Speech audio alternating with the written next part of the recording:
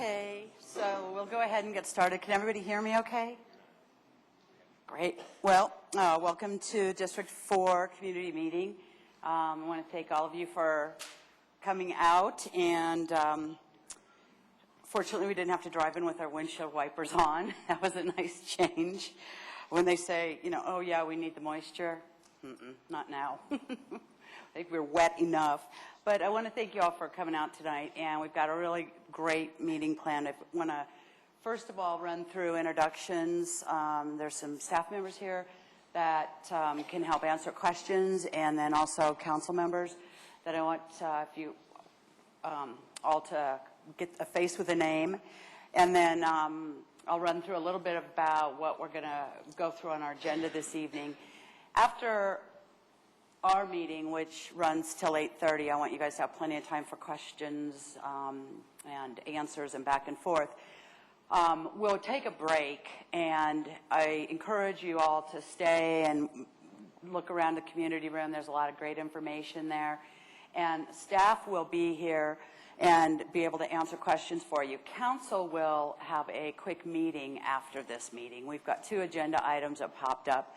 One of them is dealing with the Fine Arts Committee. They need a couple of members appointed. They're a little short, so we're going to discuss that and how to best approach that solution.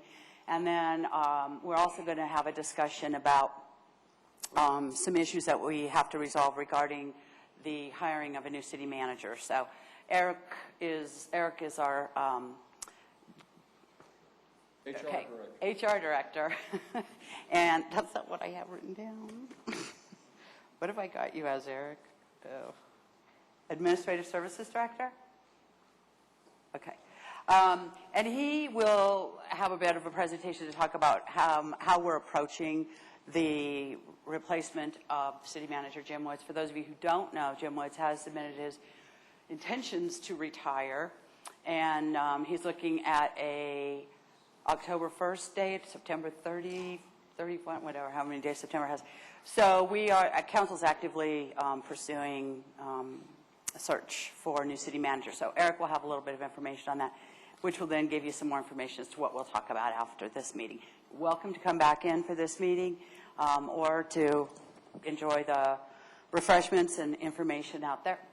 So let's go ahead and introduce council members. Jim Taylor represents District 1, and Phil Cernanek represents District 3. Bruce Stallman is at large. Peggy Cole is at large. Doug Clark is at large, and he's the mayor. And Jose Trujillo, he represents District 2. So introduce some staff members. Jim Woods, our retiring city manager. Charlie Bloston is here with the Public Service Director. Jim Thielen is Director of Codes and Inspections. And we have a new director on city staff, Glenn Van Nimwegen, Director of Community Development. And he'll talk to you a little bit later, too. We have Division Chief Brandt here this evening. Phil Cortez, Deputy City Manager. It's in the back there. Kelly Nardi, Director of Communication. Thank you. Eric Von Savage, HR Director, Administrative Services Director. He does it all. Suzanne Stayard, our City Attorney. And Captain Gene Nagel and Battalion Chief Ray Ronnie. So thank all the staff for coming. And briefly, just kind of run through what you're going to see this evening. We have a presentation from CenturyLink, which, as you may know, was recently, they purchased Quest. And we actually have, very, very honored this evening to have the Vice President of CenturyLink here, and he's going to have a presentation. So that's going to be first on our agenda. Then there's we have Dovetail Marketing. They're a new business that came into District 4. They're going to give you some information on what they do. South Platte Park has been busy spending money, so they're going to tell us what they've spent all the money on, and they've got a presentation. We also have a really interesting thing that we've started working on, a master plan for bike and pedestrians. And so we're going to have a presentation on that. Also, as I mentioned earlier, Eric will give you some details and kind of a timeline and what we're doing in terms of replacing city manager. And then Charlie Bloston will have some information on some of the summer highway and road and street projects, some roads, adjust your traveling accordingly. So first of all, I want to introduce Scott Russell. Scott is the Vice President for CenturyLink, and he represents the Denver metropolitan area in northern Colorado. CenturyLink, I think most everybody knows where they're located, on the south side of Mineral. The Quest building there, it used to be, I guess, Michelin or Gates Tire there.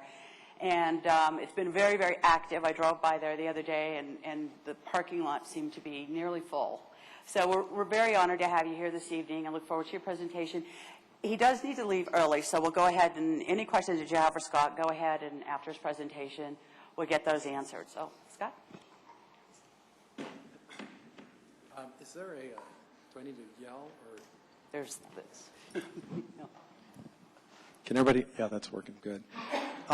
So I'm honored to be here. I appreciate this opportunity. Hopefully my back isn't to everybody here, if that's all right.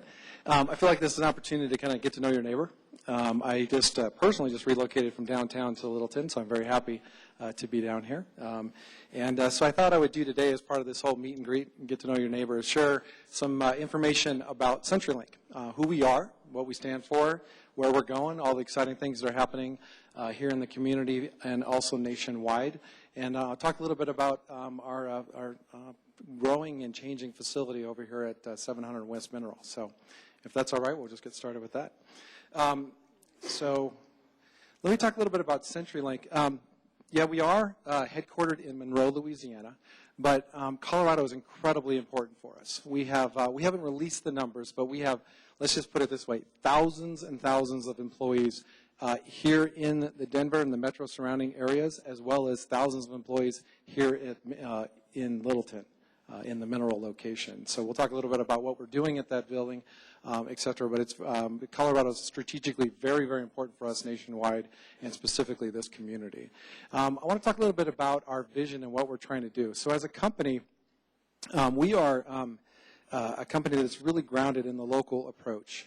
And our vision really is to improve people's lives. It's kind of an interesting statement from a technology company, but we're really focused on improving people's lives, strengthening businesses, and connecting communities. So that is, every day we wake up using advanced technologies to do those three things. And we've got people, 50,000 plus people across the United States, who wake up every day worrying about customers and trying to figure out how to improve their lives. One of the things that I just love about this company is the fact, and this is something that's a really testament to being a really good neighbor, is that we're really built around 7 key unifying principles. And these guide our behaviors every single day. So it gets down to a commitment to excellence, perseverance, respect, integrity, honesty, faith, perseverance. And we challenge every one of our employees every single day to live by these. It starts with the person at the top of the organization, all the way to the person, and I wouldn't say bottom, because we're really driven by the people who work every single day serving customers. Those are our most important people in the organization. But every single person in this company lives and breathes by those principles. And so I think, you know, as a neighbor here in Littleton, you can count on the fact that we're going to be obviously good citizens and on good behavior. And I see law enforcement here, so I'm going to emphasize the good behavior part of it. So the next thing I want to talk about, just as a company, we're in 36 states or 37 states nationwide. Quest formerly was in 14 states, so we basically went nationwide overnight on April 1st. We are incredibly strong financially. Now, when you bring the power of 2 companies together like we did with Quest and CenturyLink, we are in a completely different ballgame in terms of our ability to invest. And that's translating today.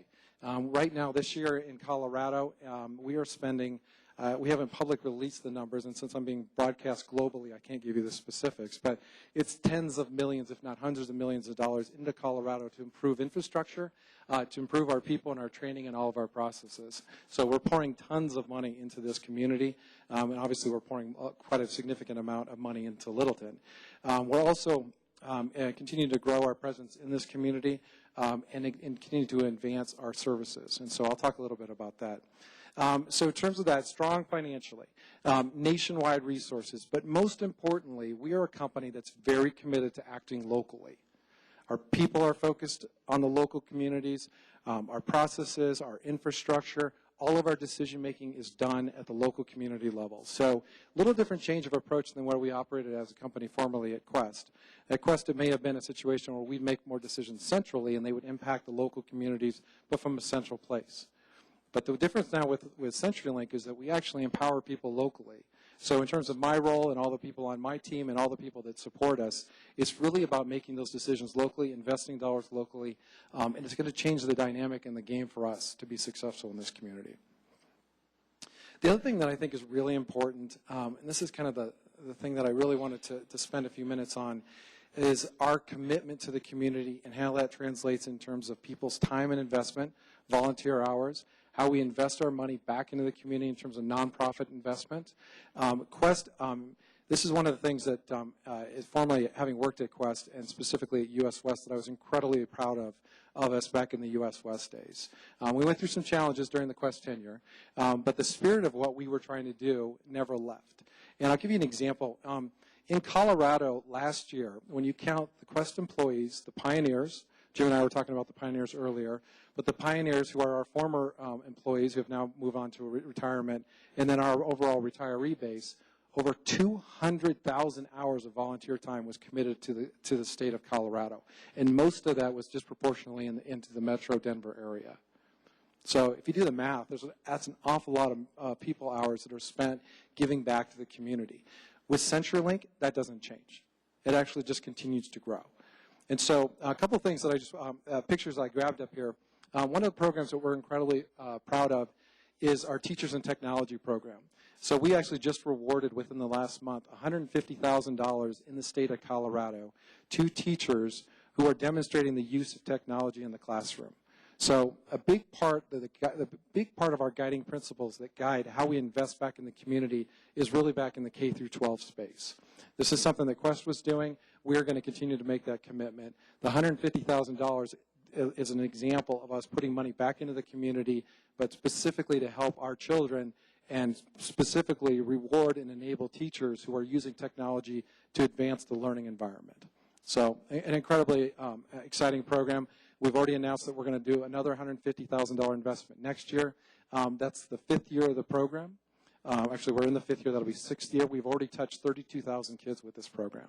So it's an example of one of many things that we're doing. The other picture I have up here is around our junior achievement. Junior Achievement is a big partner with us here in the Denver community. Our employees go out April 7th. We already just did this. I think we had close to 400 employees that actually went out into the community.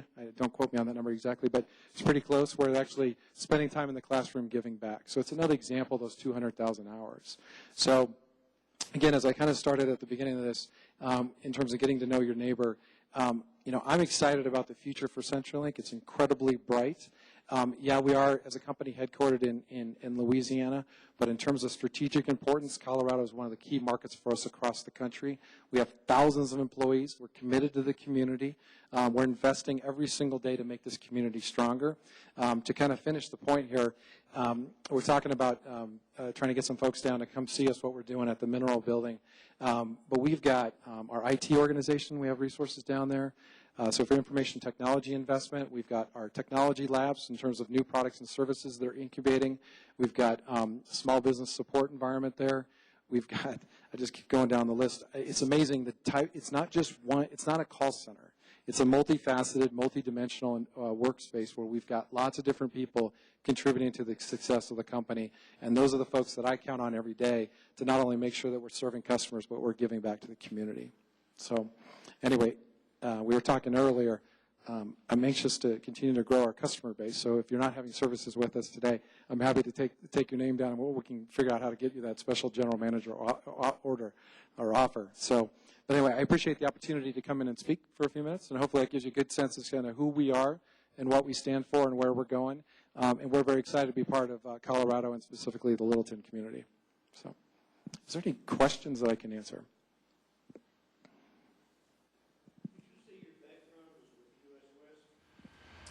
So my background is multifaceted, but I did spend a little bit of time at US West as well as part of my history. Excellent question. Any other questions? Plus, you had a variety of staff working also specifically on thinking of government highway. Are you guys planning to leave a lot of folks out there, or are you going to leave more folks in the Yeah, that's a great question. We have, throughout the so corporate headquarters is in Monroe, Louisiana. We have 6 regional headquarters that are throughout the country. And so I'll probably fail the test in terms of like exactly where they all are. But we have different work groups that are populated throughout the United States. We are constantly evaluating and looking at where the best place to put those people, et cetera. So I'm going to be a little elusive in terms of being able to commit to are more people coming here. But, we're constantly looking for the best environment for us our folks to operate and be successful. Well, I guess conversely, then, is there, what types of things in the work environment would help you guys make decisions to move more people here? So it's always about lower taxes, right?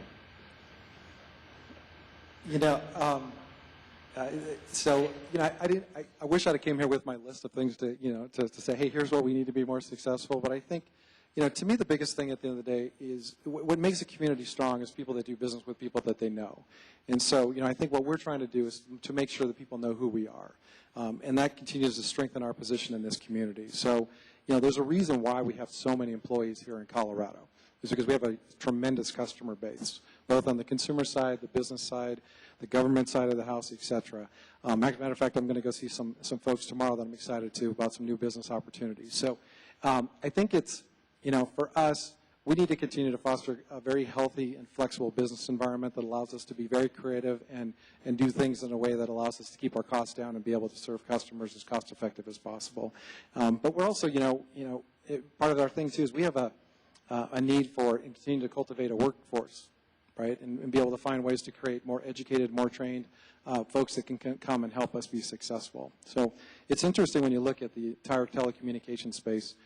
This is one of the things I love about this business. One of my employees I was talking to the other day has 41 years with the company. And, he says to me, I'm 3rd generation.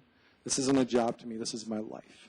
And there are a ton of people like him in the business. Now, one of the challenges we're facing, though, is we have people that have 30 to 40 years experience who are eventually going to move on to the next phase. And so we need to be able to bring people in behind them to be able to keep this machine going. So I'd love to give you our list, and frankly, we'll come back with a specific list if that would be okay. But those are the things. I might have missed this, but CenturyLink owns what? That's correct. So the merger took place officially on April 1st. And what you're going to start seeing this summer is you're going to start seeing our logo, Quest, actually disappearing and CenturyLink starting to become more present in the community. So our trucks are going to be rewrapped. Our buildings are going to have signage that's going to say CenturyLink on it. You're going to see our bills come out that's going to have CenturyLink, et cetera. So I think part of the thing right now is a lot of people don't know about this change because you still see Quest everywhere you go. The downtown skyline still has the blue sign. As a matter of fact, I was just reading on my phone what the changes are that are going to be coming to replace that signage. So I think that probably within the next 3 months, I would say, if we've done our job right, you'll know the CenturyLink brand. So good question.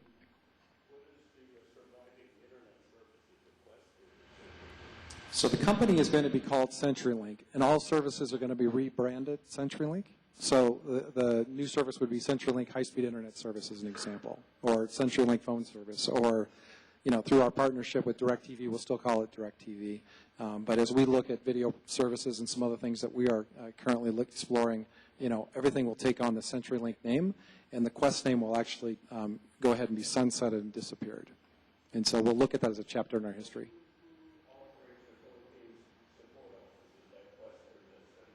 So that would be, so today it's CenturyLink. Before it was Quest, but today it's CenturyLink. And then going forward, as we think about how we're going to be providing support services both in the United States and abroad, CenturyLink will make that decision. I will be part of that. And, obviously the goal at the end of the day, I think I know where you're going with that question, is to figure out how to put ourselves in a situation to be able to provide exceptional customer service in the most cost-effective way. And that's one of our challenges.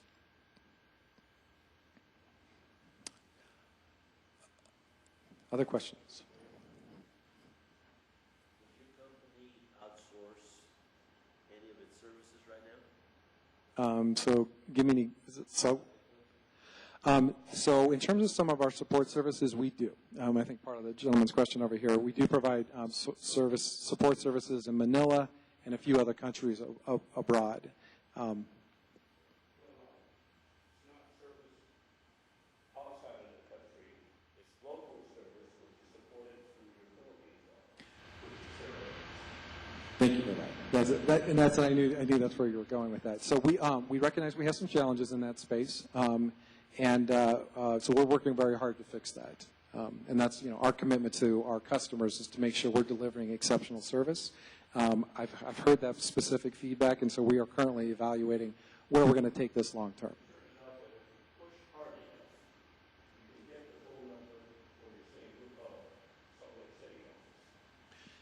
Yeah, and this is actually. Yeah, and this is actually good for people buying services from any company, let alone whether it's CenturyLink or from any others, is that if you're not getting the service that you want and you believe you're being supported by somebody that's not within the United States and you desire service in the United States, all you have to do is ask. And by law, we have to, we being any company, we have to be able to provide you somebody that's in the United States. So that's just an interesting factoid right there. But in terms of what we are doing in this particular front, we are working hard every single day to make sure we're providing the best service. And so we're taking feedback like yours, because I'll take that back as well, and other folks that have given us that, and we're constantly looking at how to make it better.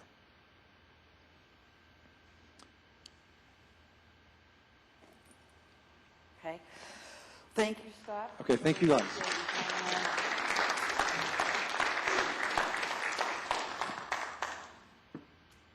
And next, Jeff Barella. He's the co-founder of Dovetail Marketing Database, and they just had their grand opening last week. So, Jeff, tell us what you do. Very good. Everyone can hear me okay? Well, thank you. Just like Scott said, I would want to say I appreciate the invitation to be here and talk with you all tonight. I'm just going to give a little bit of background about what we do and kind of where we moved in from. We're a bit of a contrast to CenturyLink. We have a total of 15 employees.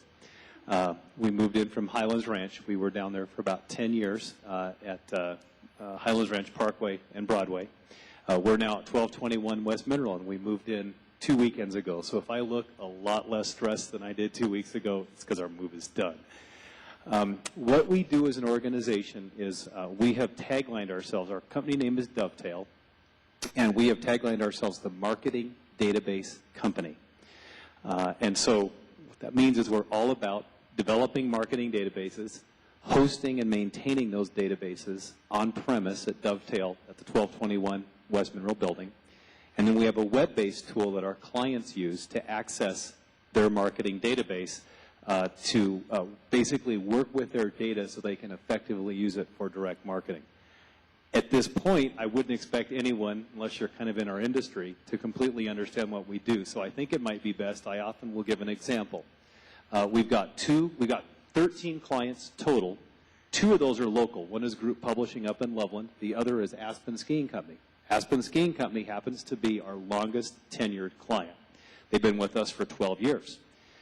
So life before Dovetail at Aspen is when their marketing team said 12 years ago, hey, IT team, we want to do an email campaign, and we want to go back to everyone who skied at Aspen last year, who took a ski school, rented skis, maybe got their picture taken at the top of the mountain and spent at least $1,000 and is from the East Coast.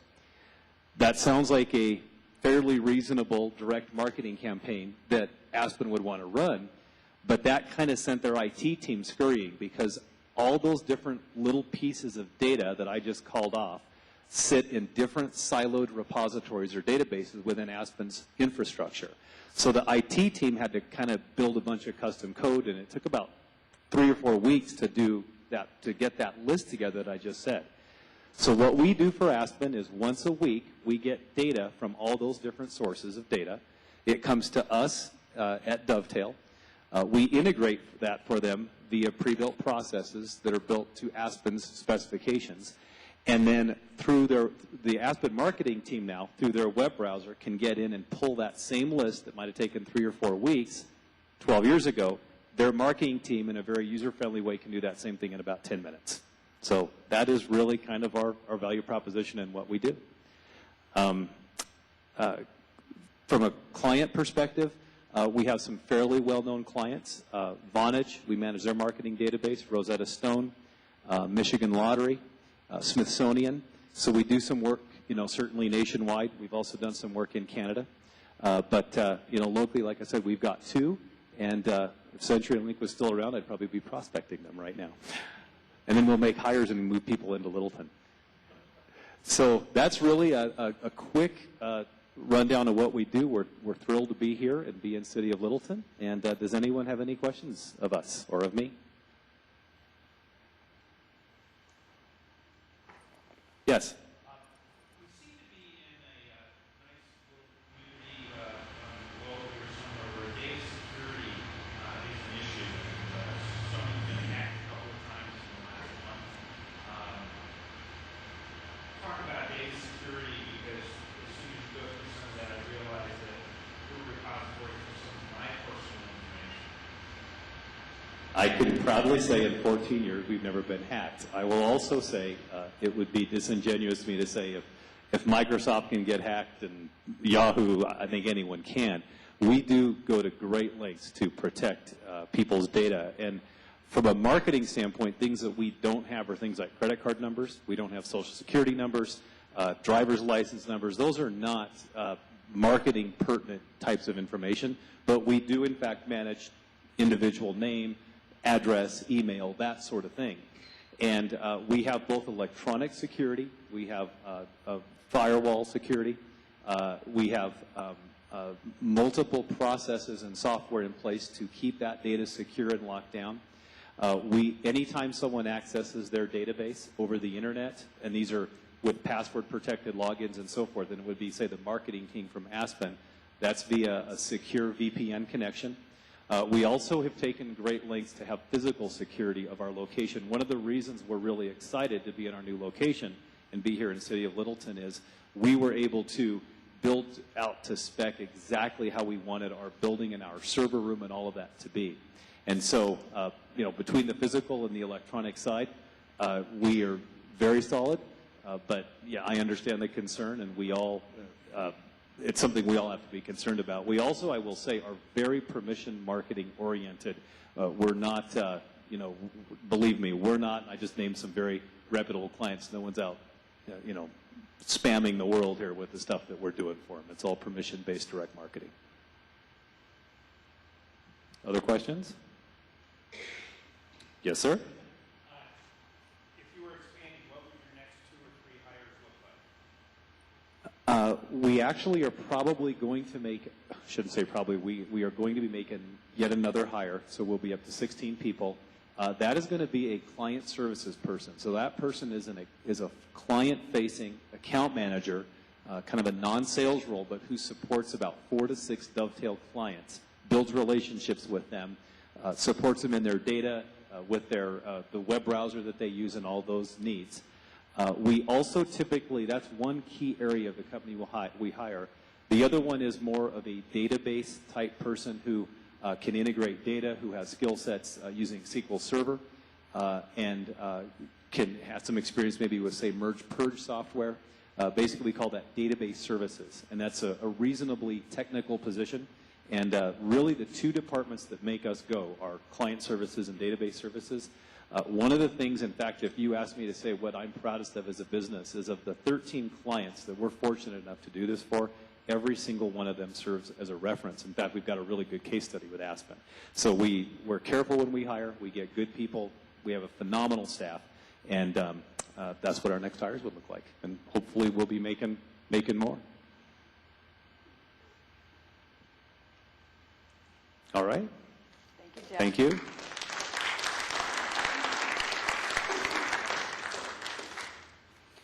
what I love about that,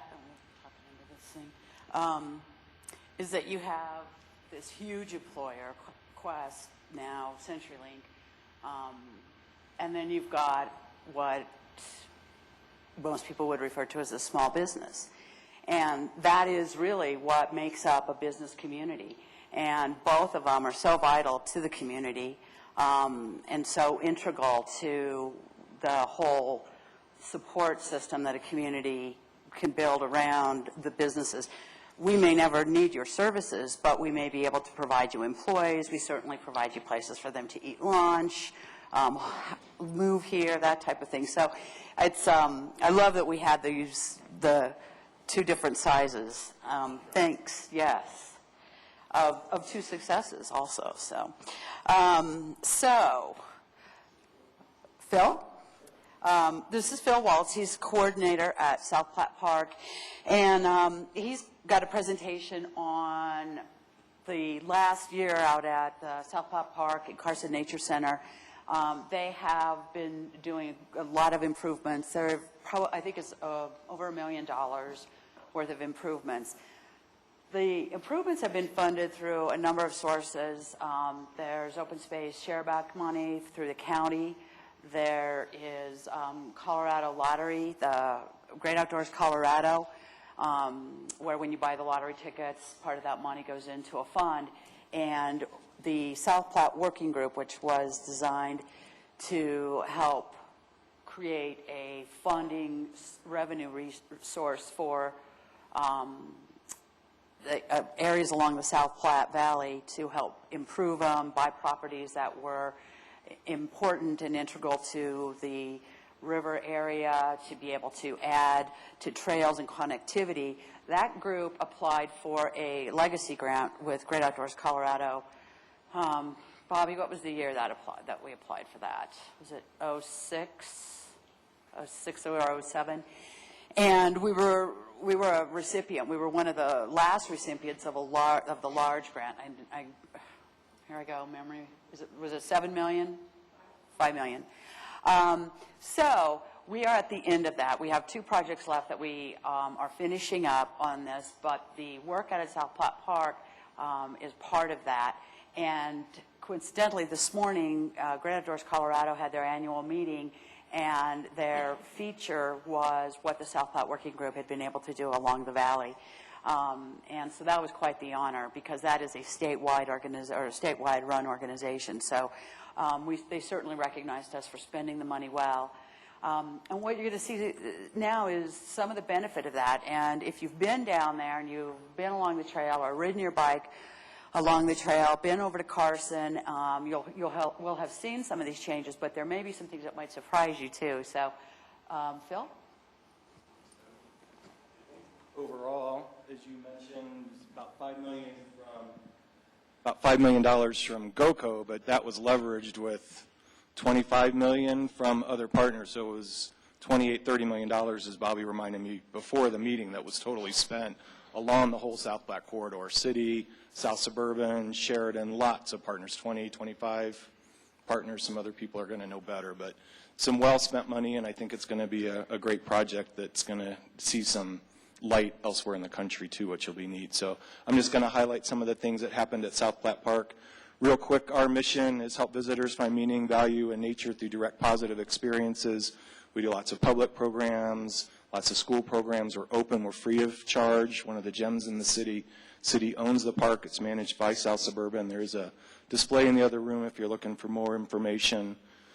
The park's almost 900 acres now, runs 2.5 miles along the South Platte River from C470 to about a third of the way between Mineral and Bowles. A lot of lakes, a lot of neat restoration, but it really is nature in the city. We are the 3rd largest urban park in the country. Our Scott Latona on our staff just dug that out. There's a 5,000 acre, a 25,000 acre wilderness parcels in El Paso and Portland that are bigger, but we are the 3rd largest urban park in the country. So, on top of precedent-setting park too. So some of the recent improvements, just going to highlight some of those. There's quite a laundry list. Here we're setting the pier for the new entry gates. It's actually me with my hand under in the background there. Here's what the entry gates used to look like as you come down from Panera Bread west toward the Nature Center. This is the view you're looking at. So those old steel gates have been replaced by these new monument gates. There's plant material in there that will grow and thrive. The artist's vision is, rendering the landscape of the river in these monument gates. There will be a sidewalk as soon as Alta gets their construction that far. So this is what you see as you come into the Nature Center now.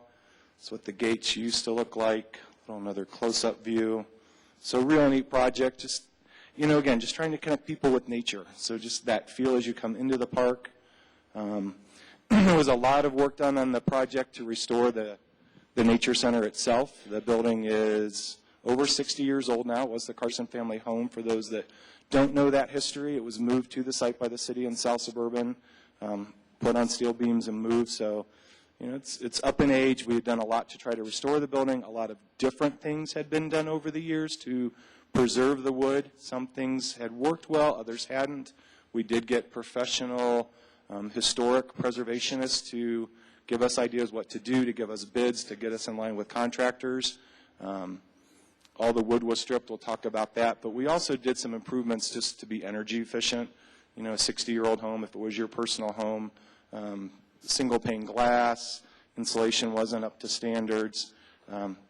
This is actually a new sign that just sits north of the Nature Center that highlights some of those things where your public money through the city and through GOCO was spent to try to restore this awesome building that's the Nature Center. I'm trying to see if there's anything in particular to highlight here. Just a lot of, like I said, insulation, utilities, things that hadn't been done over the years that kind of our to-do maintenance list we got caught up.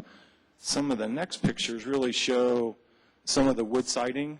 Engelmann spruce timber, 60 years old, various stains, seals, waxes, varnishes, none of which were really helping the wood anymore.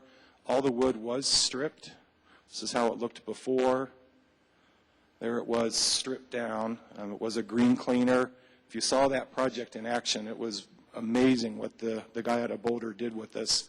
And there's the finished seal on it that is now a green material that we can upkeep regularly. The wood will keep absorbing this material to preserve and protect the wood now. So it's just amazing what was done. And in the lower right of that, you see where that greening sign is going to go. So if you come see us, that sign's actually installed today. Again, a before and after, we sealed the caulk in the corners.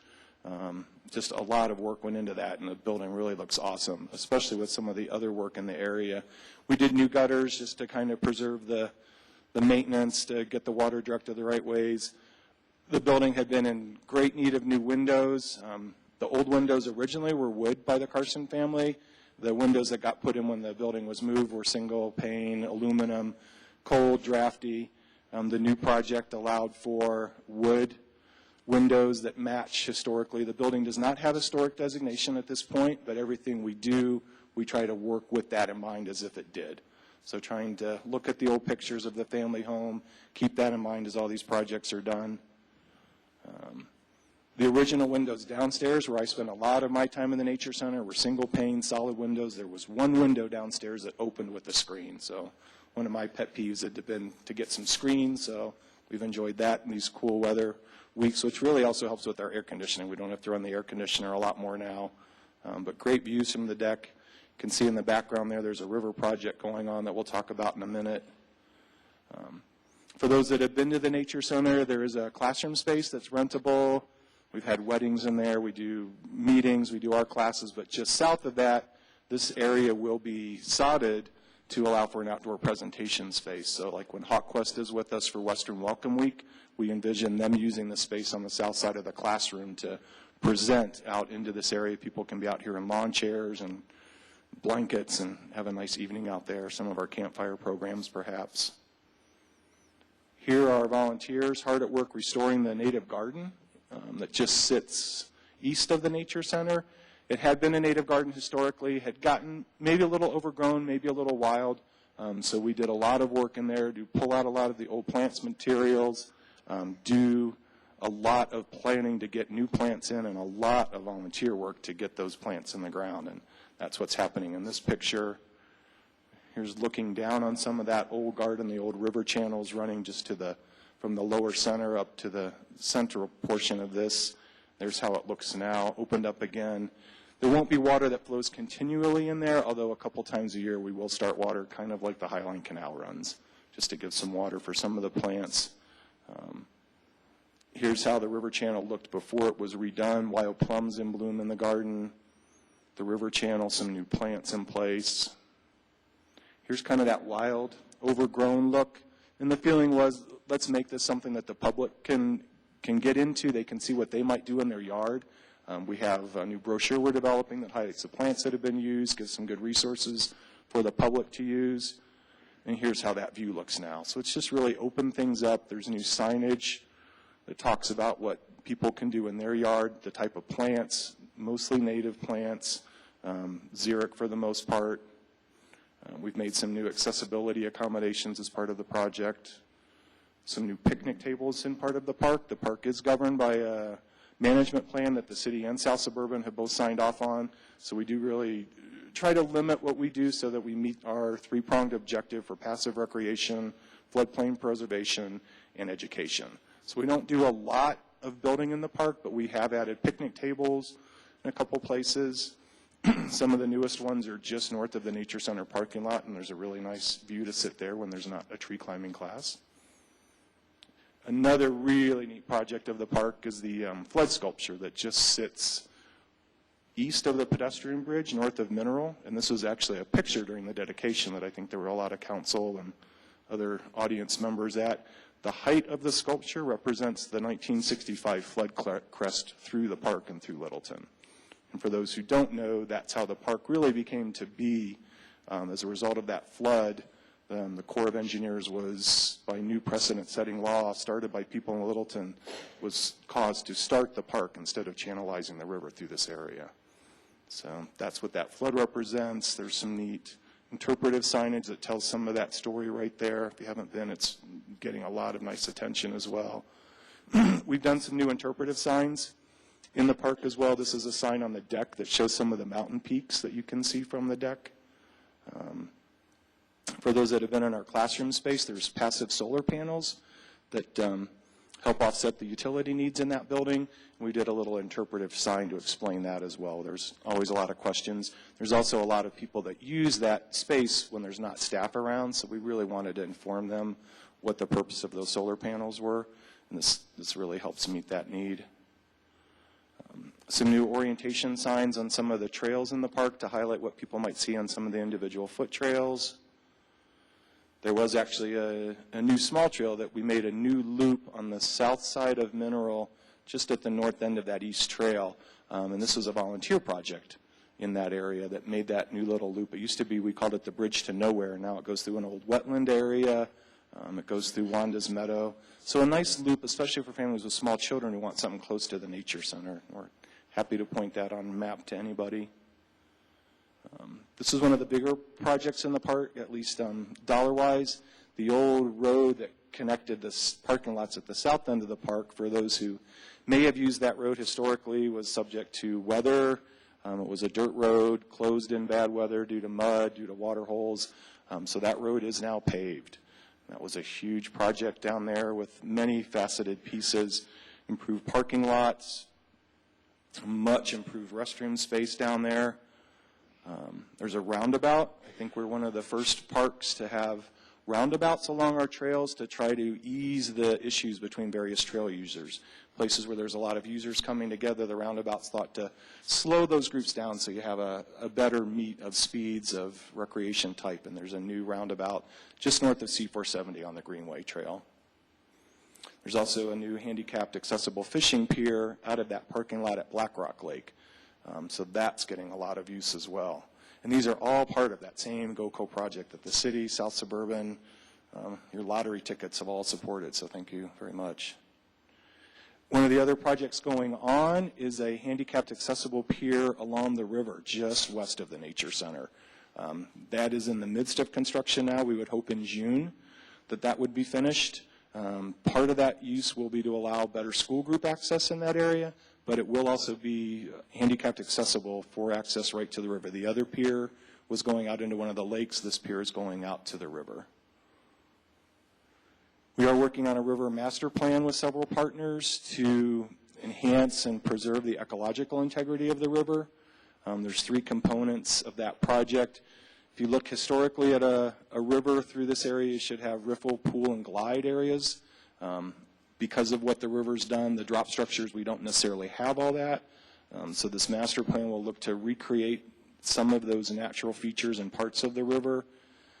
This photo is showing on your right, the top is what Red Tail Lake, Lake 3 used to look like as the park got started. The very north end of that is where the river is flowing in and out of that lake.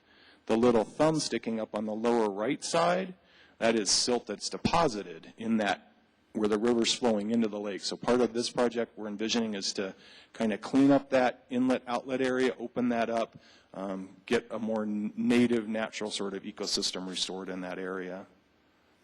And then there's also some erosion issues along part of the river in that area, so we're looking at options in that area as part of this master plan as well. That master plan creation is funded, but the projects as part of that plan are not yet funded. So along with all these projects, we do have ongoing challenges, opportunities.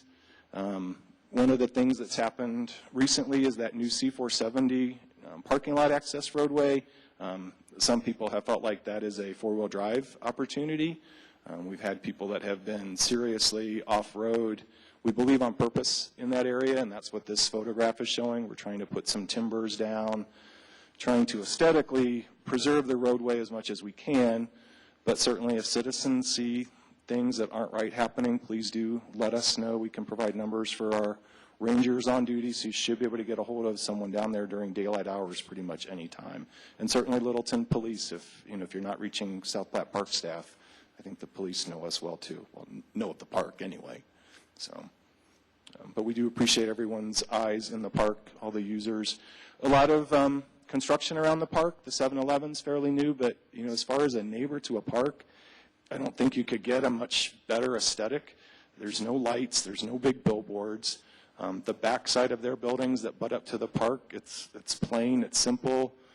Their lighting is all downcast. I suspect it's even beyond city standards, but I don't know that for sure. But we could check. This is a view from the mineral where the flood sculpture is looking northeast. So there's a new partner just to the northeast of us, the Alta Apartments, which are going to be a big new neighbor to us. And along with that, there can be challenges. As I've talked to some of the audience, we are looking at those as educational opportunities. The park is technically a sunrise to sunset park. Dogs on leash at all times to preserve the natural amenities of the park. We are anticipating doing a lot of educational outreach to those apartment folks as they move in. We'll do presentations at the apartments. We'll have a brochure we're developing specifically for them. But as far as land management, apartments are probably a higher challenge than would be single-family residence, than would be business, 9-to-5 business, where you just have people there daylight hours. That's a little simpler. But I think these are going to be some good folks, and we're looking forward to working with them. So that's kind of highlighting the projects. One thing that the slideshow does not show is all the property that was acquired as part of that GoCo project. There have been the Lee Gulch project, the Enser project, further north on the river. So several big land acquisitions that are now adding to the whole recreational experience along the river and to the park. So thank you for that. We do a lot of programs. Just want to do a real quick plug. Campfire programs, full moon walks. We do lots of trips and tours. We have Carlsbad coming up in October. Several things on the works after that. Again, a lot of information on the side. And one last plug, myself and one of our sister facilities here in Littleton, Bemis Library has a great summer reading program going on. And actually, I'm going to speak at Bemis in 3 weeks on June 21st about recreational opportunities in Utah. So if you don't catch me today, you can catch me there or at the Nature Center. So, sorry, hopefully I didn't go too long. Accessing the south parking area, if I'm on C470, how do I get on that access? The old access into the C470 parking lots was a temporary egress immediately off of C470. That did close as part of this project. So that access now comes off of Platte Canyon south of Mineral, south of Ken Carroll, basically right where the Cool Toys Marina is. There's a road that just goes about due south from Platte Canyon at that point that runs back to those lots. Phil, if somebody wanted to sign up for the canoe tour, So the South Suburban website, www.sspr.org, and just search for Sunset Canoe. We have a Facebook page, so South Platte Park on Facebook. We actually just posted that, surprisingly, there were some Sunset Canoe spots still left this summer, so get on those quick. Very popular, a lot of fun. So thank you all for your attention. Other. Bill, one of the pictures you showed up there was some plantings along the banks of the river. And I know the Colorado Water Conservation Board has been clearing the bottom of the river on the instructions from the Army Corps of Engineers. Do you have the same restrictions of planting along the banks that they are removing further north on the river? Yeah, it's a tough balance to find. I mean, the river needs to allow for that flow should there be releases from Chatfield, but at the same time we want to protect the natural integrity in the area. So I think what the one river project was showing was a little more upslope than right down in the drainage, where urban drainage I think has been very active with the Corps, is down right in the riverbanks. If you're just down from Hudson Gardens or Platte River Bar and Grill, especially in those areas just north of Mineral too, or Bowles, they've cleaned a lot right down in the river bed itself and the immediate adjacent slope. So we're looking stepped up from that a little bit to try to limit some of the erosion more right down than against the bank itself.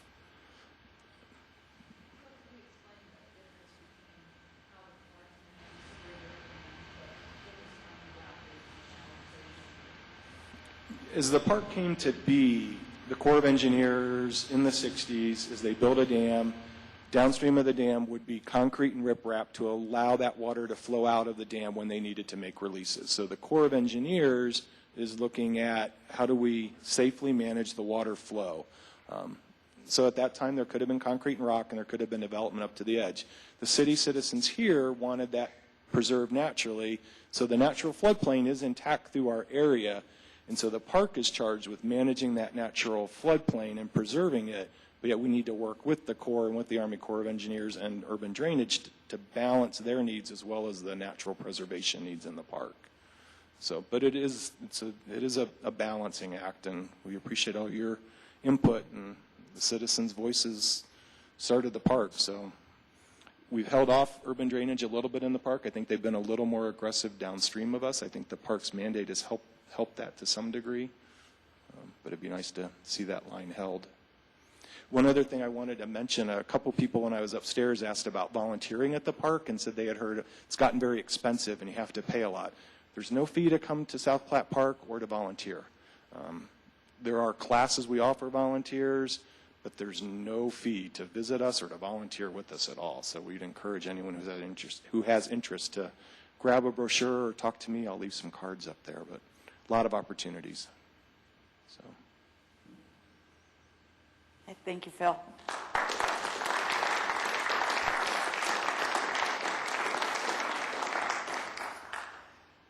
Next, Chris Vogelsang. He's with OV Transportation Consulting.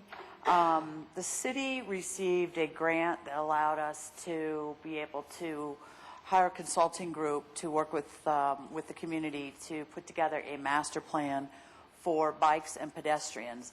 And the plan is, and Chris will explain it more, but it isn't about the trails, like the trails at South Platte Park or those types of bike trails. It's about the, within the city, trails on the street, bike lanes, different ways of accessing, bike routes and stuff within the city. And then also putting together the same, working with how to make it more of a walk-friendly community. So Chris has been working within the community for a couple of months, and Chris, I'll let you explain what you're doing and why. Okay. All right, thanks. I've got, I was going to talk, but I had a few pictures of things I wanted to show you, so got a little presentation. How do I make it go? Oh, here's your mic. Sorry. Thank you. So Kelly will come help me. What do I push to make it go on? Is it on? Nice. Okay. I'm Chris Vogelsang, and I'm with OV Consulting, and I'm a consultant to the city. And what I'm working on is the City of Littleton Bicycle and Pedestrian Master Plan. I have just a short presentation to go through. I want to talk a little bit about what we're trying to accomplish, what the process is, what we've done so far, and then a few ideas, kind of conceptual ideas that we're working through to see if they would work in the city. So, first of all, it's the whole process is about a 15-month process. My piece is about 9 to 10 months. The two parts are the planning, and then there's an implementation piece. It's funded. This was mentioned. It's a Communities Putting Prevention to Work grant from Tri-County Health Organization, and they had a few grants of these around the metro area, and Littleton was fortunate enough to receive one, and Dave Flagg and Charlie worked hard to apply for it, so thanks, Charlie. And the grant includes money for plan development and also some money for getting some stuff done by the end of March, I believe, is the deadline to get the money spent. So there will be some real things happening that you'll see. And the focus, I know when we think about kind of bicycles, and we just heard from South Suburban, people a lot of times think trails. And what we're really focused on is the on-street system. It seems to be often a gap between the nice trail systems everybody tries to use or the places they want to get to and from, and this on-street facilities. So that's kind of where we're focused right now.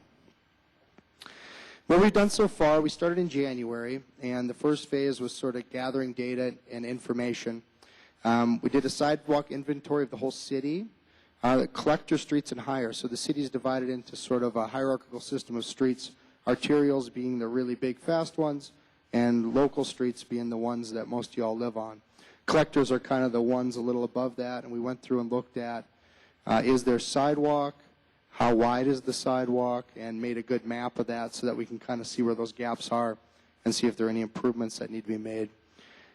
Bicycle infrastructure inventory, that means bike lanes, bike routes, bike trails, any sort of gaps and challenges, those kind of things. So we went through the whole city and looked at that.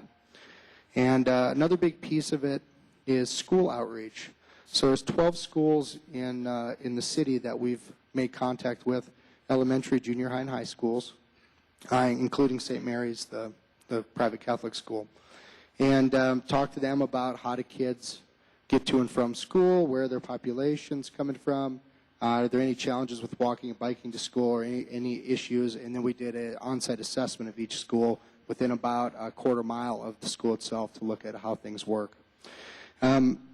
Base mapping, so out of all this comes maps. If you were fortunate enough to be at our first open house on April 13th, you see we had a big, large-scale map of the whole city with all this information on, and we'll have that up. I got to get that up on the city website, actually. This is my next step. So, and we had that open house. We had about 50 people, which might not sound like a lot, but that's a pretty good turnout for a public open house for a planning project.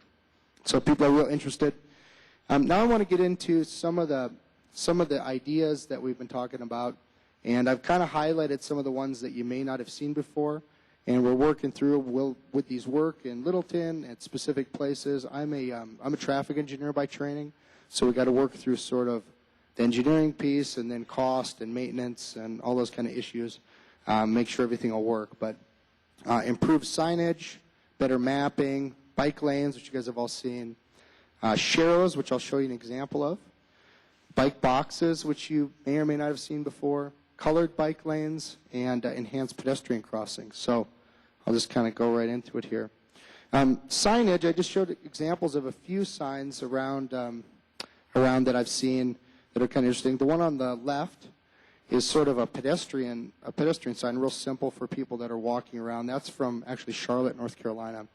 And it shows people that are walking around town where things are that they might be interested in and how to get there. The one in the middle is a brand new bike route sign that Denver has just unveiled in the last few weeks. And one of the challenges we have with sort of bike route signing is there's a book called The Manual on Uniform Traffic Control Devices, and sort of requires that all signs that are put on the city streets to direct people conform to certain rules. So Denver's tried to take a little bit and personalize that a little bit, and we're working through some other ideas for Littleton and how that might look for you guys. But there's an idea how they did it, and has some directional information. And on the far right is just a real simple share the road sign that's been installed all over places around Colorado where there aren't bike lanes, but bikes and cars are sharing. So sharrows, they're really means a sort of shared arrow, right? And they're in places often where there isn't room for a bike lane, but they want to you want to sort of emphasize that bicycles are to be expected and allowed, and to heighten your awareness and to encourage sharing space. The photo on the left there is from Denver, and the photo on the right is actually from Broomfield. And they've both installed these pretty recently, and they've had really good success with sort of less complaints from drivers and bicyclists about each other's behavior on those streets. And so that's something we're looking at pretty seriously on streets where we have a lot more bicycle traffic and we don't maybe have room for a bike lane, about how this would help us out. Bike boxes. Bike boxes, so one of the most common accidents for bicyclists is at a signalized intersection where the bike's on the right side of the cars. The cars want to make a right turn, and they don't see the bike, or the bike comes up from behind, and they don't see them, and so you have what's called a right hook accident, where the car turns right and either hits the bike or the bike runs into the car. And these ideas here were a potential solution to that the FHWA has been studying, and various states and cities around the country. And it found that it's been pretty successful. So how it works is you ride your bike up, and then you can see how there's a stop bar for cars that's a little further back from the front of the intersection. And the bikes are allowed to go up to the front, and so the cars can see them when the light turns green. And they've found they have a significant reduction in right turn accidents at these locations. So that's something we're looking at. You have to find just the right place to make that work. Try to find a place where there's an accident history, where you have room to do it, and all that. So that's an idea. Colored bike lanes. When I say that, you may have heard about, I think a lot of people know about Portland's bike lanes. They have these blue bike lanes. Supposed to heighten people's awareness. What we're talking about here is not a colored bike lane for like 3 miles. It's intended to be used at conflict spots. So you see in the pictures that the sort of green is the color that people are moving towards now, is really only in places where the bike lane crosses a ramp or a right turn lane. And it's supposed to highlight those conflict areas and increase safety for all the users. So these pictures are actually from Austin, Texas. And they just finished a research study that found a pretty significant reduction in conflicts and accidents where they had these installed. And the FHWA, Federal Highways Administration, just released a sort of permission to experiment with these to all agencies without sort of filing a special request. So they're saying these are a good idea. We're moving forward with putting them in. You can feel free to try them out in places where they seem to make sense. And the last thing I wanted to show you, no, I don't want to do that. Enhanced pedestrian crossing. So I know this has been an issue in a lot of cities, and recently in Littleton there have been some talk about issues at these sort of mid-block trail crossings, and how do we do that. Littleton has a pretty good system in place today with marked pedestrian crosswalks and signs, but there are some higher level treatments that could be used at places where either you have a higher trail user volume or higher vehicle volume, or a sort of a conflict history. And so these pictures are all from Colorado. The one on the top left is from Boulder, and that shows kind of a real busy arterial and a really high level of treatment. The one on the right, actually the one on the right and the one on the bottom, are both from Broomfield. And they're a little different in that the one on the right, you'll see it has a school sign, and you can see that we can make it out. There's little lights in the school sign right next to the adult and child that flash. The one on the top left, there's a black bar under the diamond sign. That's a light bar, and that flashes on and off, almost like the top of a police car, but in yellow. And on the bottom is a standard pedestrian crossing sign with the flashing lights inside. So these are things that you can do. Typically, they can be powered by solar, so you don't have to run power to them. They vary in cost, so if you're the one up in Boulder, those guys spend a lot of money on this stuff. Pretty expensive. Relatively inexpensive to do sort of the enhanced crossing with solar and flashing lights. I was hoping, I don't know if this will work. I had a video of one working, and we'll see if it works here. Nope. So if you get to see that, it goes flashes, and this is one up in Boulder, and it actually has this light bar. You can see the left side lit up. You push the button to make it turn on, and it actually, Charlie, has sound that says, okay, I forget the exact words, it basically says, okay, you can go, but be careful and look out, because if cars don't stop, they'll still hit you, and, be careful. So anyway, that's what's going on there. Those are just some ideas. We aren't really there yet about exactly what we're going to recommend, but we're working on that right now. So our next steps are to develop this draft plan. That's in progress right now. We're going to have some staff workshops here in early June, meet with some folks, and have our next public open house Monday, June 27th, from 5 till 8, right up in that room, right there. And there'll be a reminder in the next issue of the Littleton Report, so you'll kind of see that and remind you. It goes to everybody. We'd love to see you there, and we had a good turnout last time, and there were a lot of good ideas, a lot of really interested citizens, and a lot of knowledge in town. So we were happy to have everybody. I'm going to finalize the plan this fall, and implementation would be complete in 2012. And by implementation, I mean we have a budget that was part of the grant, so we're trying to figure out how to most effectively spend that money with things that are going to make a difference in Littleton that we can do right now. And we're really focused on finding out what those things are right now. So that's really all I had. Just wanted to get you up to speed on what we're doing. That's my contact info. You can always go out to littletongov.org. There's a web page out there.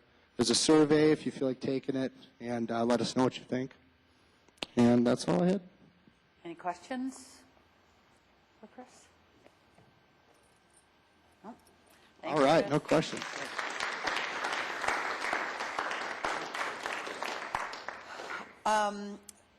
Eric, our HR director, is here to kind of give you some information on the process that City Council has adapted to do the hiring of the city manager. It also includes a public involvement portion of it too. So, Eric. Okay. So for those of you who haven't met me, my name is Eric Von Savage, and I'm the HR director. And I'm assisting the City Council with their process for selecting and bringing on board the next city manager. And I'll just tell you a little bit briefly about where we've been and then where we'll be going. Where we've been thus far is that we put out an RFP, or request proposal, and that proposal solicited 13 executive search firms. So council reviewed 13 executive search firms, and from that, they narrowed it down to 4 finalists, and then narrowed that down to one executive search firm, which they awarded at their last meeting. The search firm that was awarded is the Mercer Group, and the city has had some work and experience with the Mercer Group in the past. So that's where we're at this particular point. That award has just been made.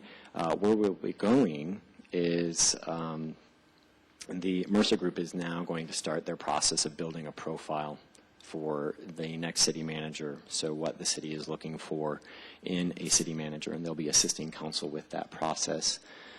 That process will involve the city council, it'll involve public, and it'll involve staff to build that profile. And then once that profile has been built, The targeted timeline for the executive search firm, which is Mercer, is to get that posted and start promoting it around June the 20th.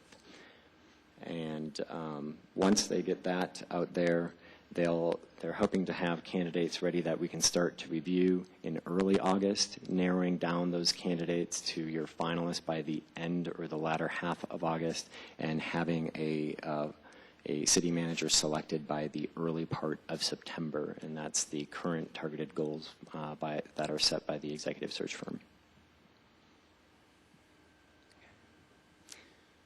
Any questions?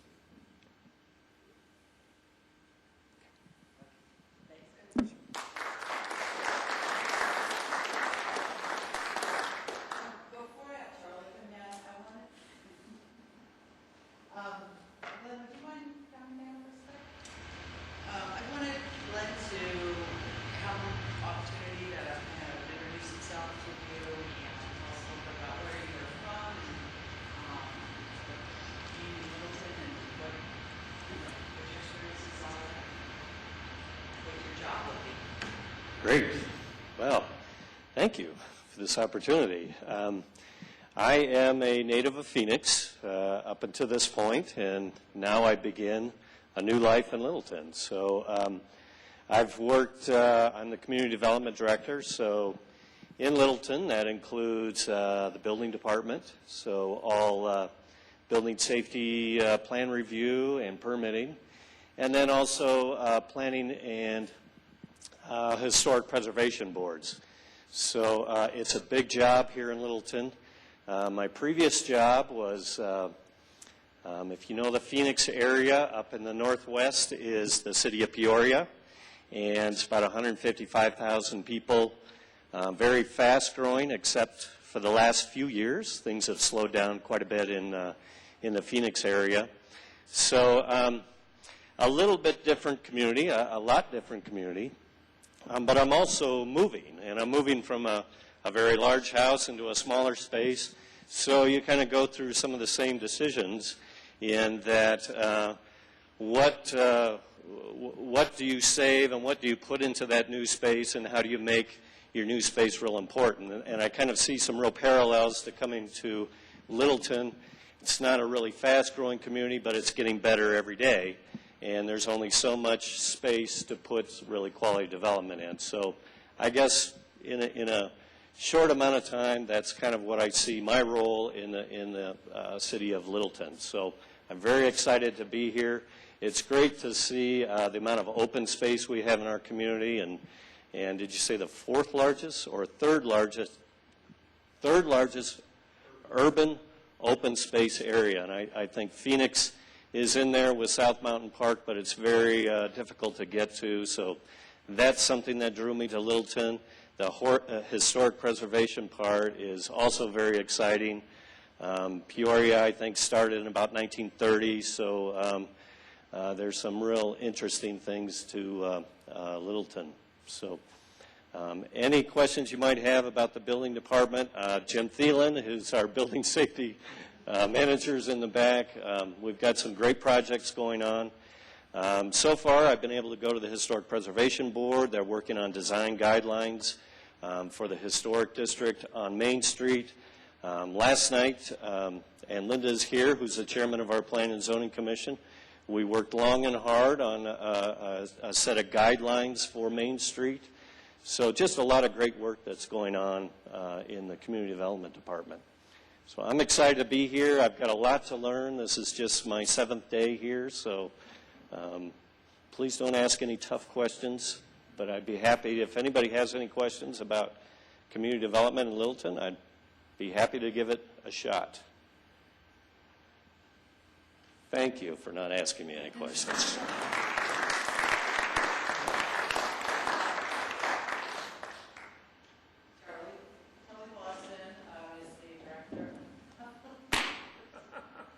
Okay, pay attention. We talk fast.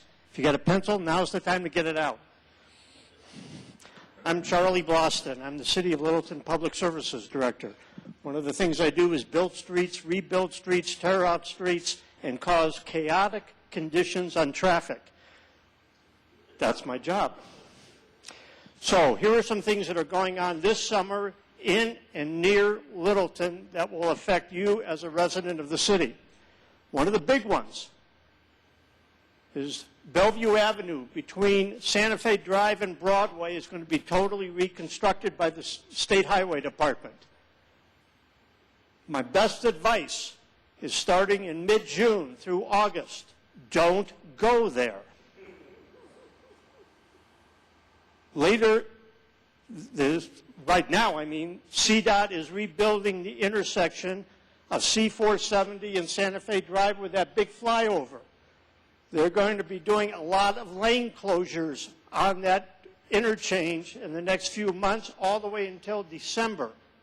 Don't go there. We are going to be building a new right turn lane from Jackass Hill Road to Mineral Avenue later this summer through July and August. That will cause lane closures and construction delays. Don't go there. We are going to rebuild the intersection of Broadway and Mineral Avenue to eliminate that dip on the east side of the intersection so that as you're traveling from west to east, you don't have to slow down for that dip. You can pick up speed and get a traffic ticket later up that street. During the construction of that, which will start later in June and go through July, don't go there. Getting the gist of where you can go, that list is a lot shorter. He's leaving. Don't go there. At Broadway and Littleton Boulevard, we're going to do the exact same thing we're doing at Mineral on Broadway. We're going to eliminate that dip on the east side of the intersection over by the Dodge dealership. July and August, don't go there. Now you get the drift. Bowles Avenue at Platte Canyon Road, we're going to eliminate that bump as you're going west on Bowles Avenue up the hill, past Low Boulevard.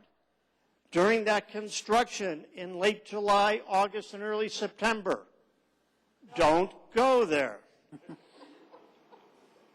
If time allows, we will repave all of Bowles Avenue from Platte Canyon Road to Santa Fe Drive, a $1 million project paid for by the Colorado Department of Transportation. During that construction, which will be in the fall, if I can pull it off, don't go there. Your delays will be significant. On Ridge Road, between Prince Street and Windermere, there is a patch done last year by Denver Water when they replaced the water line in that street. It is rough. Denver Water is going to rebuild that patch and repave half the street. They will be doing that in the warm weather. In July, don't go there. Charlie, let me just interject for people who might not have brought a pencil. We'll have this, we'll schedule this on the webpage. Right, this will all be on the website. So you maybe didn't happen to bring a pencil, I see this lady jotting down. But we'll keep a very up-to-date reference of this work so that during the summer, as Charlie said, as we bid it out and this stuff comes on, obviously we're going to have a very busy summer. But if you go to our website and then we'll have in our Littleton report that everybody gets, but we'll try to keep that very current. So you should be able to check that from time to time, get an update, get a status report of where that work is going on. So make sure you take advantage of that. Or you can call my office. If you do so, you will not be outsourced to our Philippines office. It'll get directly into me. We had to close our Philippines office, so all the calls now come directly to me. That's it, ladies and gentlemen. I meant to be quick, direct, and to the point, and I'll answer questions. I have a comment, I guess.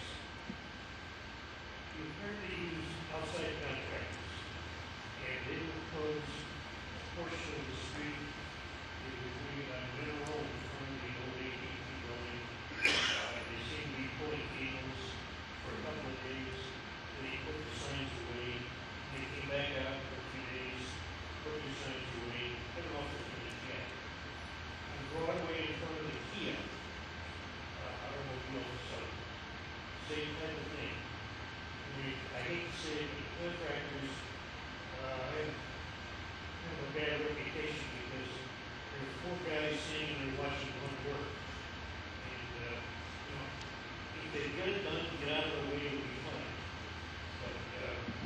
Let me address that, because contractors work at a different pace.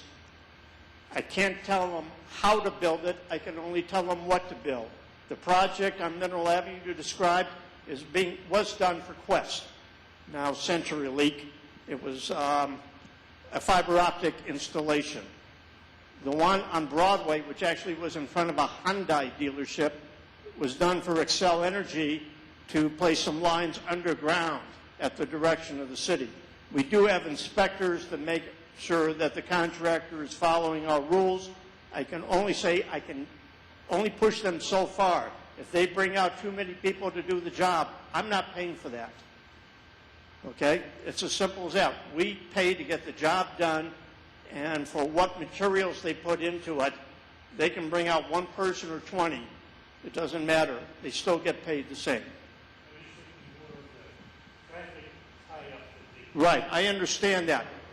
What's good is that our outsourced department, hold on a minute, Jim, we watch that very carefully. Yeah, I was just going to say, that doesn't mean we don't try to push them and nudge them along. So, as Charlie was saying, we've got a certain limited amount of leverage that we have with them.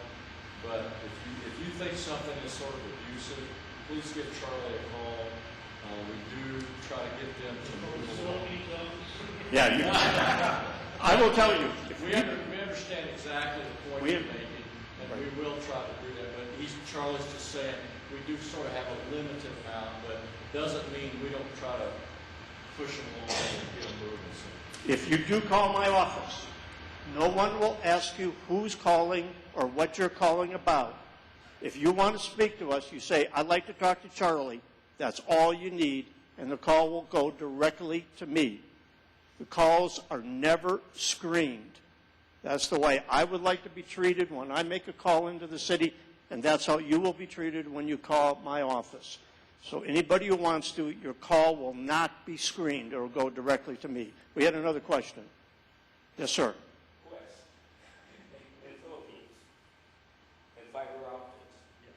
About 2 years ago, Quest had no idea where fiber optic lines would be laid in Littleton.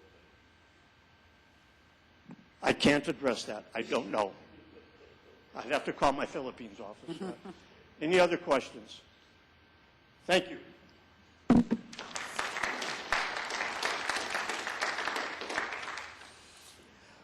Well, that concludes the meeting. I wanted to, does anybody have any questions about anything at all, anything that we talked about tonight, anything that we didn't discuss, any comments, questions? Yes,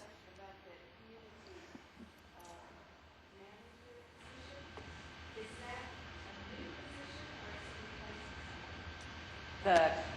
The community development, that is actually a existing position that we, Dennis Swain was our acting director. That position was Mary Rogers, correct? Roberts. Right. And when she moved on, then we didn't hire anybody for that position. We moved our long-range planner, Dennis, into that position, and he kind of held that position for a couple of years. And we've recently then did a national search and an RFP, and then replaced. Now we have the full-time position, and so Dennis is still with the city, and he's working as our long-range planner again. Let me just comment on that.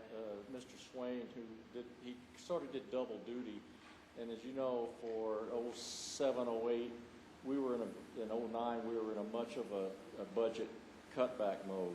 So we really saved about $200,000 by not filling that position, but we got to the point where we kept it budgeted. We felt we could come back and fill it. But it's not a new position. It's one, as Debbie said, we had a person in there kind of doing double duty for about 3 years. Mm-hmm. Question of signage came up for hydrant and pedestrian paths.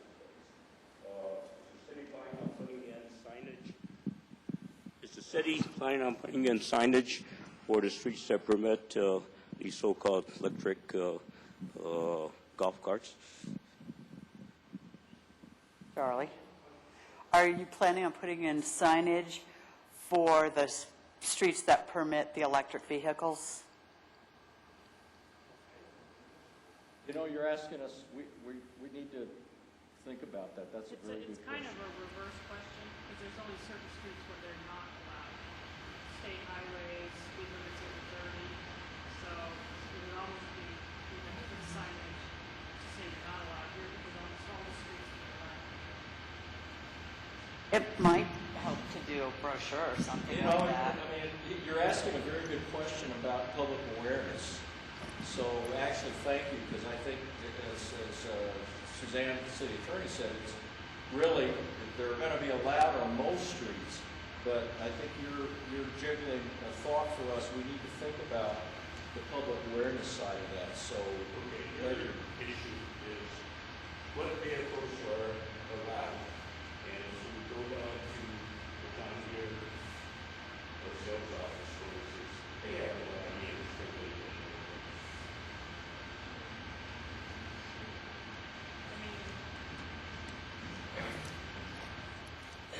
Council passed an ordinance probably last year about this time, allowing electric vehicles on most of the city streets.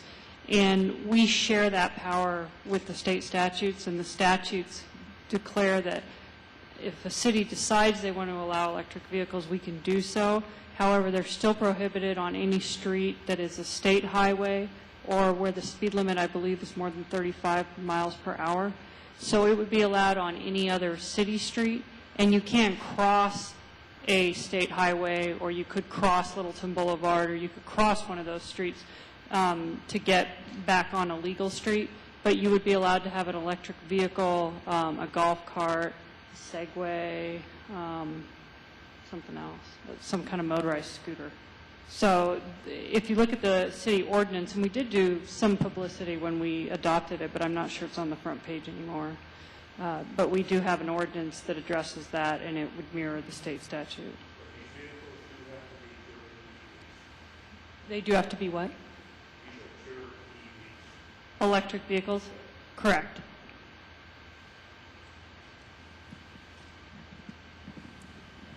Any other questions?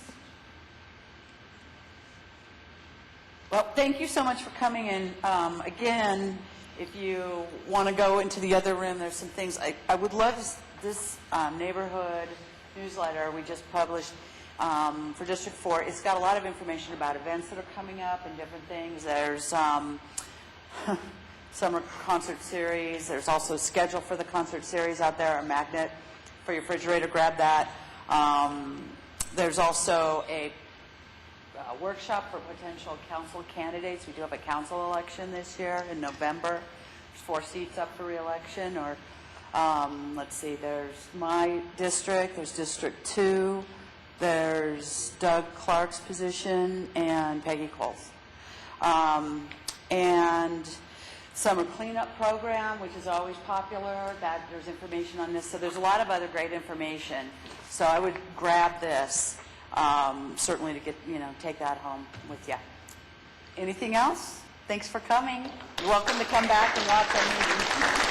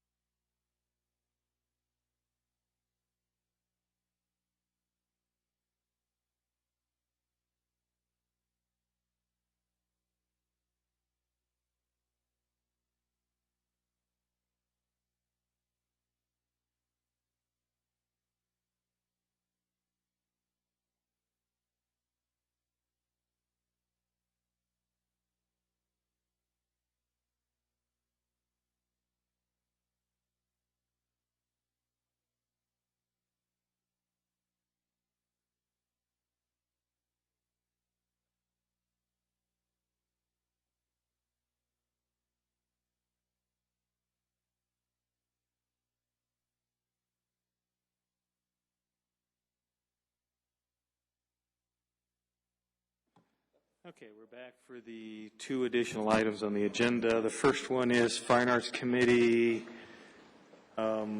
membership. Bruce, want to do a brief introduction? Yes. Fine Arts Committee, when we appointed the two new members in, what was it, April? Well, we did it in February, and they were effective April. They were still down one individual, and one of the new appointees has tendered resignation for some personal reasons, leaving them too short. As you all know, it is very much a working group in terms of both hanging and taking down shows within the museum, as well as the conservation efforts for the outdoor pieces. And they have requested at the meeting a week or so ago that council will appoint two new members, and therefore I wanted to bring that to the group for purposes, I guess, of logistics as much as anything else, assuming you're all okay with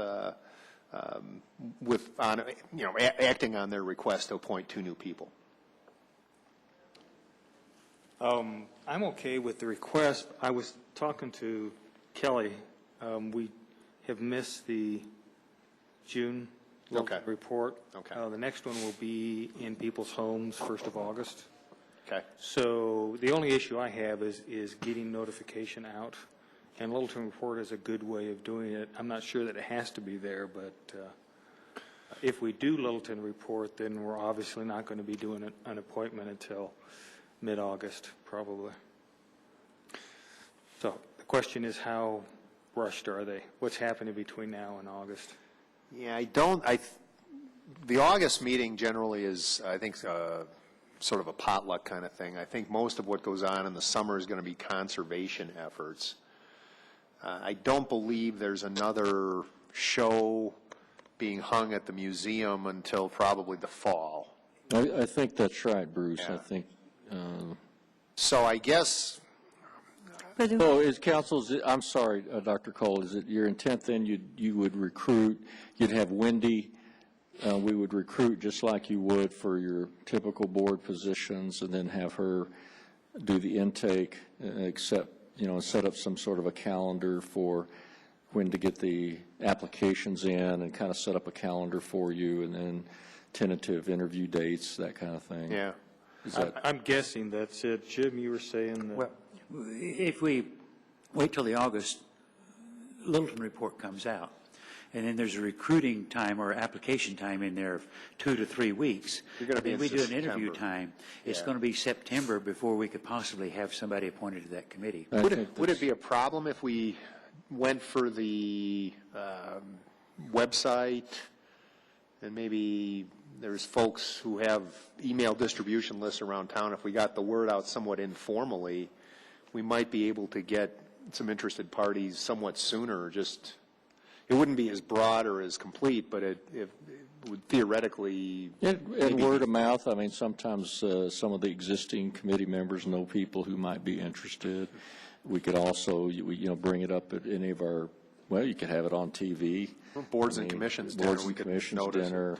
too. We can do flyers to Bemis and the museum and Sure. the city center. I think there's a lot of ways. We could do press there you are. releases. You get pretty good to coverage. I the mean, as local you said, media. it's not as extensive as the Littleton report, but you'd probably get some pretty decent coverage. Well, the worst that happens is if we did it that way through multiple channels, and worst case scenario, we won't get anybody, and then we do it in August through the Littleton report. But alternately, if we get a couple good candidates in the interim, then they show up sooner. I can do a press release, so I'm sure the Littleton Gazette would publish it for us, as well as the Independent and the Villager. And I send to the Columbine Courier up west, and I send all over the place. Arepo Community College's student newspaper. I send to the school district, the county, blah, blah, blah. So if you want to just do it sooner than the Littleton report, it did just get printed, I think Friday, so it'll probably be in your mailboxes later this week. So the next one, firm deadline of August 1st, probably the third week of August, because it's got the Western Welcome Week brochure in it. But we can go alternate means. I can do a press release and just blast it everywhere. We might want to on the press release, I don't know that it hurts how far wide it goes, but they do need to be Littleton residents to serve on the board.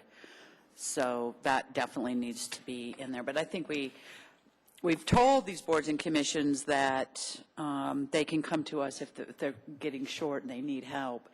And I think that we can't rely on the deadlines and the publication dates of the Littleton report to get the message out. So this is probably a good test run to put together a process, because it may come up again Sure. once or twice or more or never, but we need to have a good plan to go. We've done it out of cycle before, so recruitment for vacancies, I think, in the past. So do you want to give me a deadline to accept applications, and you want to pick a date for when you'd conduct interviews, so I could put that in the press release? First, why don't you make a motion to direct Wendy to set the process up so that we can interview first part of July? Okay. Yeah, so moved. I'll move that we ask Wendy to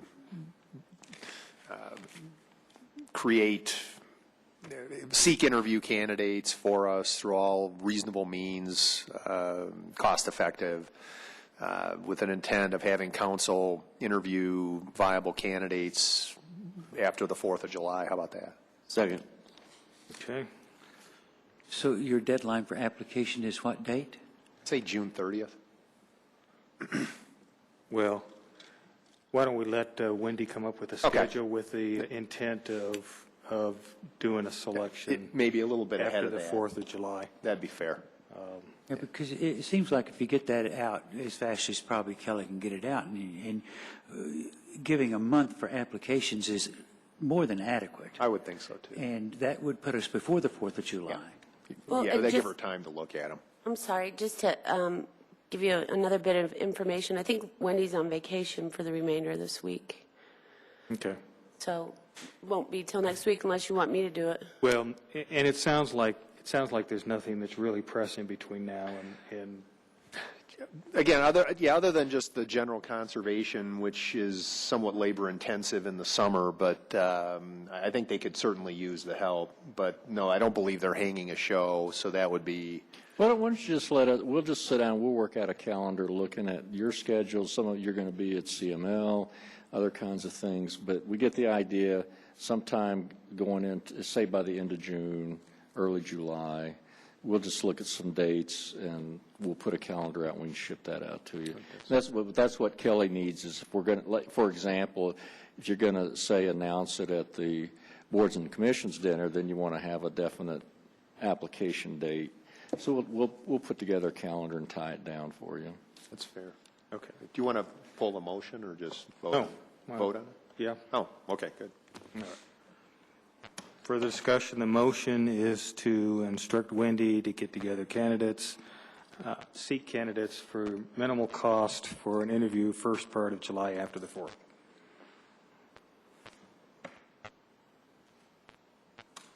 Vote is 7 in favor. The motion's approved. Okay, second item is Mercer Group sent an email that they are available for interviews on the 6th and 7th, 9th and 10th, if I remember that correctly, of June, which is next week, 2 weeks from now. No, a week from Monday. Pardon? A week from Monday. Week from Monday. A week after next. So the question is, what do we want to set up with the interview process? Because I think we're going to need to coordinate our schedules and whoever else it is that we intend them to interview.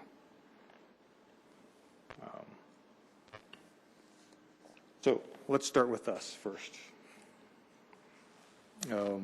I recommend that we each be interviewed individually rather than as a group. I'm okay with that. All right. Yeah, I agree with that. We should have a motion probably so it's in minutes. Sure. I So move moved. that we interview individually. Second. Discussion. Ready to vote. The vote is 7 in favor. The motion's approved. Second is I recommend that we have Mercer Group interview all the department heads individually. I'll second that. Yeah.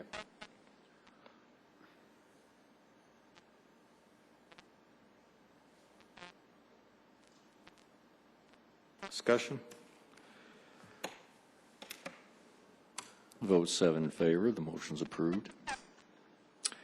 Do we need to get any lower than department heads? How many department heads do we have?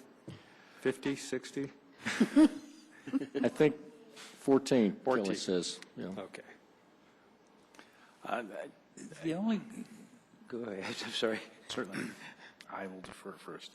Go ahead. The only ones is that in administrative services, because Phil technically is the chair, isn't he, the department head of He's administrative director of But you've administrative got services. people like Eric and all kinds of people serving underneath that. Yeah, let me say what we actually have is kind of a senior staff. For example, Eric now attends what we call our senior staff meetings. So I think, and that includes people like Kelly, who's the director of communications. And so I think it gets, those 14 probably get really what I would call, say that is really your senior management staff in the organization. It would not get down into the level of, say, division commanders in the police department, or like the battalion chiefs in the fire department. Would get really the top senior administrators in the organization. Okay. So we would get all the people that have some responsibility for budget in the regular staff? No, ma'am, like you'd the get building- Mr. Farman, you'd get Doug Farman, the So we- finance director. Okay, we wouldn't get fleet manager? No, ma'am. Okay. No, I think that's, you're talking, to go to that next level, you're probably talking maybe 20 or 30 Okay. people, and I think that's a bit of a mission for the interviewers to do. Well, the email that we received was actually specifically questioning what to do with the council. I think in our discussions, we have had an expectation that there would be some citizen input in addition to staff. I'm going to get to that next, if that's okay. Bruce? Oh, sure. But you're right. Sorry. Okay. I guess I wasn't finished, or I was finished. Kelly's saying the number's actually 12 because we have Tim Nims in a consolidated position, and then Dan Burnham, who attends our staff meetings, is not technically a department head. I'm sorry, I didn't mean to, she was no worries. Communicating to me, but do you citizen wanna input, finish, did you want to talk about that next? Well, I didn't know, Eric, from your email, which was the question, whether we're being asked to actually structure the additional interview schedule. Eric, can you come to the mic so that they can get you on the TV? Since the communication we'd received prior to tonight was just relative to council, but I know we have other audiences in addition to the council, one being the staff, but also citizens. Right. And one of the things that you'll have to decide as a council is who from the public you want to interview and how you want to go about doing that. So that could be certain boards and commissions. That could be a town hall meeting. That could be an example. I think we talked a little bit with some of the executive search firms about utilizing sort of an electronic forum that some of them did with your internet. So there's different ways about going about dealing with getting some public input. But you'll have to give us some direction on that. Well, to some extent, part of our, at least part of my rationale in being in a position to support the Mercer Group was their familiarity with the city, and to some extent, I turned the question back to them, saying we do want citizen input. We have multiple boards and commissions that serves there, but then there's also other constituents that are significant members of the community. certainly I would support the e-input. It has been something that's been used for the bike and pedestrian input, and would say we'd want to be doing that in addition to, I think there's nothing that quite takes the place of a belly-to-belly discussion. I guess I am going to cut you off now because the motion that we have is specifically on department heads. I think you're bringing up a good point, but I think we need to retire this one and then get on to what the next. Well, the question I was saying is, the question I had, Doug, was the only question that we were communicated on was what to do with council. Okay, and so we're adding to the agenda considering this. I'm not saying it's necessarily inappropriate, but I want us to be conscious that we're doing that. That wasn't the question that was put before us. Okay, I'm not sure that I agree with that, but Sure I did. Bruce. Okay. You want to read would you care to read the email? Okay, so, I mean, so what we're doing, if I understood what we're trying to do, is to decide how to proceed with Mercer in terms of all the different interview pieces or outreach or whatever. Yes. And so if I was following, Doug, what you're doing, we started with one piece, then we are now addressing another question with that, and we'll then address a series of questions that get at the larger piece. Is that right? Yes, if we right now have them tentatively scheduled for 4 days. We know that we need to come up with a profile. We know that there's going to be a portion of that process of coming up with a profile of interviewing various groups. We're obviously going to be one of that group. We have talked in previous meetings about including the department heads, and we've had some discussion about including the public, but we've never defined what that version or how including the public would manifest itself. So I am just going through those three different categories. We have disposed of the council interviews. We now have a motion to have them interview department heads. Once we finish that, then we can have a discussion on the public and or any other groups that we want to do. I'm going to hold off then because I was going to actually bring up another group, a non-staff and public group. So I'll table my. All right. Deb. I think that in terms of interviewing the department heads, I don't know that we need to go a lot further from that. I think what I'd like to see happen is partly because we don't have a lot of time with these guys, and also at some point, any kind of filtering of information we can do prior to them getting it, I think we're going to get a better result back from them. So I would just ask that whatever communication goes to the department heads in terms of this is when you're going to do the interviewing and that, is that they are asked to secure information from their department. So because I don't want staff to feel as though they're not going to be part of this or included in it at all. A lot of them don't have a direct relationship with you in terms of reporting. Certainly the directors all do.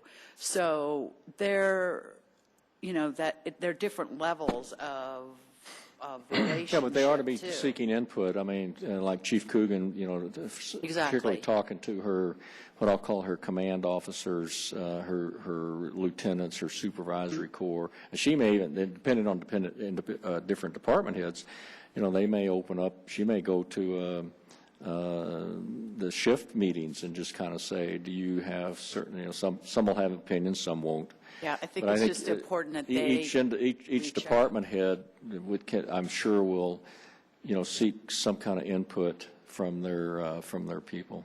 Okay. That'd be my expectation. Okay, good. Okay. Any other discussion on the motion to include department heads? Ready to vote? Vote is 7 in favor. The motion's approved. Okay. Phil, public. Actually, before that, I'll make one comment. Is I believe the plan should be provide any folks that are going to be interviewed with a list of at least their intended structured questions at least a week ahead of time, if not sooner than that. And then with regard to the public, I certainly would see everyone that chairs a board or a commission, that they would be included similarly to the department heads and senior staff. They would have, or at least seek out some opportunity to get input. The unfortunate things with the boards and commissions is they're not going to be all meeting necessarily and with the same kind of focus in between then. So it's important to get that information out to them, that would be an expectation on that front. The tough item that I don't have an answer to is folks beyond the boards and commissions. It certainly gets them out there, but you know, we have significant groups, merchant groups, as well as property owners that I'd be interested in what other folks' thoughts are and what kind of forums to get them in front of. Bruce, one of the comments that had come up, which I actually think is a good one, is the town hall kind of open mic. So essentially, if we have an evening where any of Phil, what you were describing, if any citizens, merchants, business people want to come in and have an opportunity to convey information, I kind of think that would be a valuable exercise. And I kind of think the other side of that would be, these guys, I think during the interviews mentioned posting a website, posting a location on the website that said, provide your comments here, and they could be anonymous or whatever, in order to encourage a wide swath of people to provide some input. Deb. Yeah. I mean, I know that's a good question, but. I guess I think maybe in my head I need to take a step back and look at the process and where we are looking at right now, developing a profile of the city manager position to solicit responses. We have a charter that tells us what most of that needs to be. We have people who Jim is a direct report to, which is us, the people who are direct reports to him. I want to involve the public at every level, and I think that we will always have an open door and an open email and open airways and everything else for any comment. And certainly, we've all represented to our constituents that, any time, any place. But I guess I'm struggling at this point with whether or not active solicitation for this particular point in the 5, 6, 7 month hiring process here, is this the key point for public to develop a profile which is probably already 3/4 developed? Or is there places where, when we start getting it culled down a bit more in terms of candidates, where that's where we're looking for more, from my personal perspective, that's where the community response is going to be more important for me, I think. We're kind of going through some of the pragmatic stuff, and I think there's going to be some subjective and objective things all included in that. But I don't know that a full-fledged, full-bore public outreach at this point is, number one, going to give us what we want or what we might expect, and number two, going to solicit that much. And we are on a tight time, on a timeline that, if we can condense some of that stuff and To kind of speak a little bit to that, I think what Mercer, how they have their outline is that this profile building is where they would solicit that public perspective.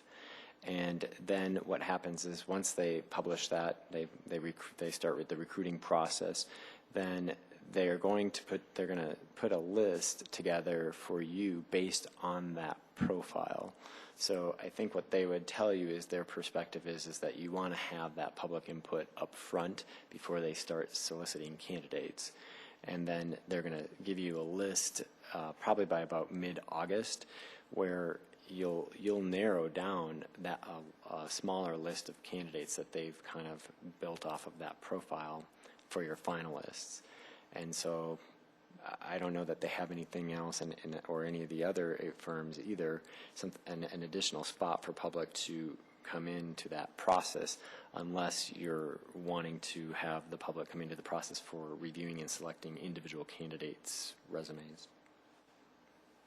Well, we have in the past, we've had the public open house where they've met the finalists. Right at the finalist level. Right. Yep. Mm-hmm. Yep.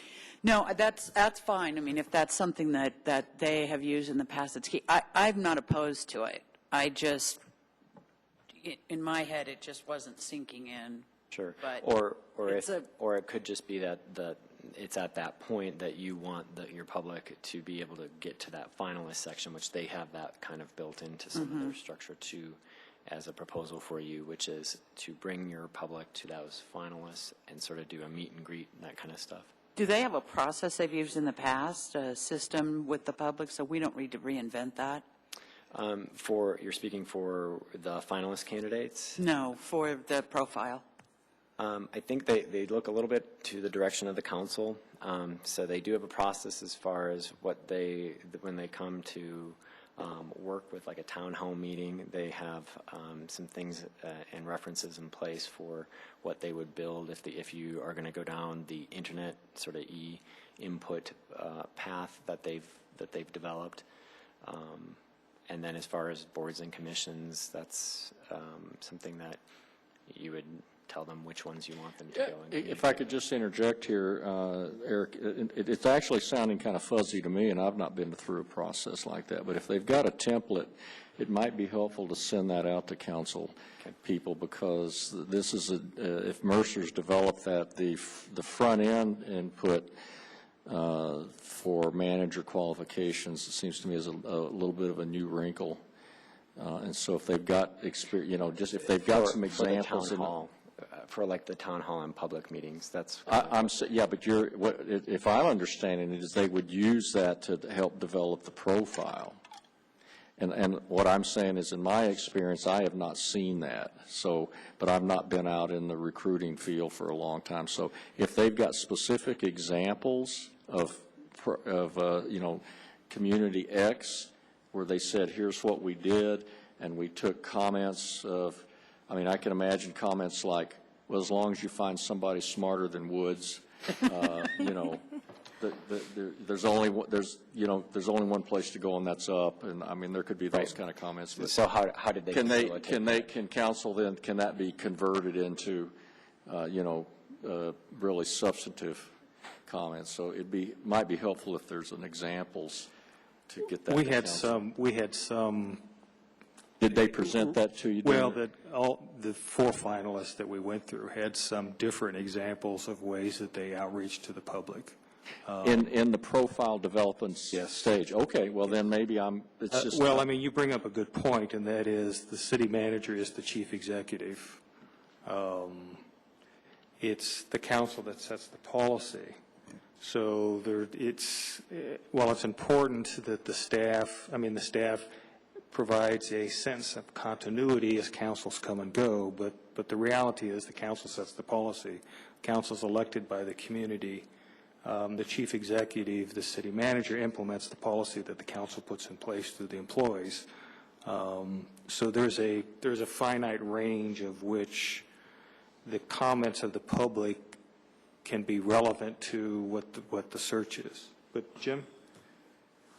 If we're going to have public input on development of the profile, I would agree a town hall would be the best. But what I think I heard Debbie say, and I agree with 100%, is the city manager reports to us.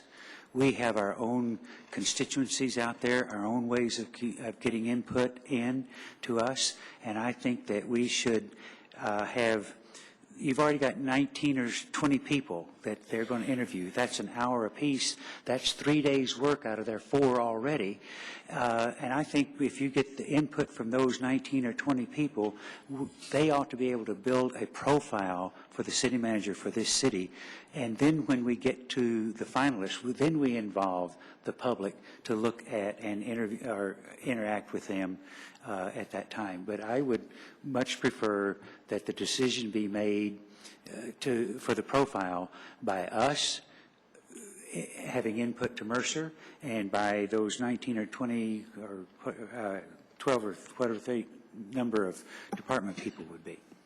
Well, let me, if I can, Peggy, go ahead. Yeah, I was just thinking when we hired our city attorney, we did not do a community outreach on that, and we had the very same placement search committee.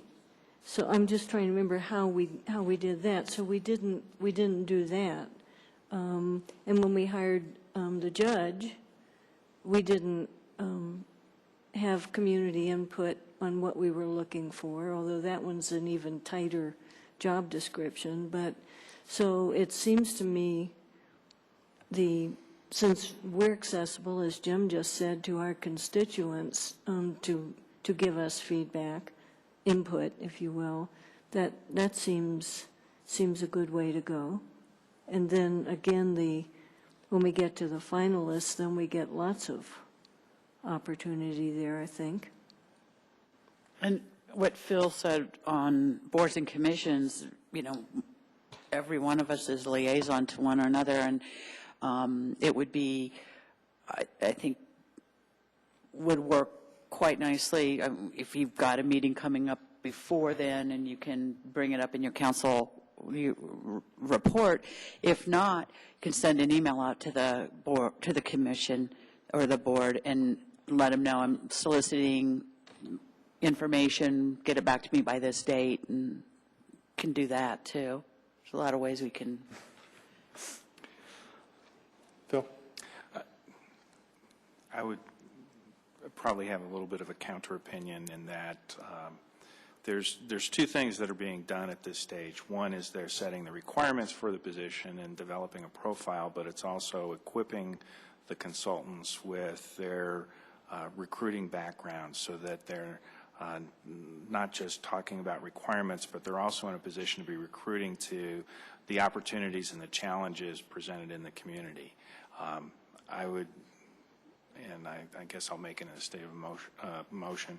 I move that we include town hall input, set up a forum for that, and also have the opportunity for citizen input via the internet, and those be included in the process in developing the profile.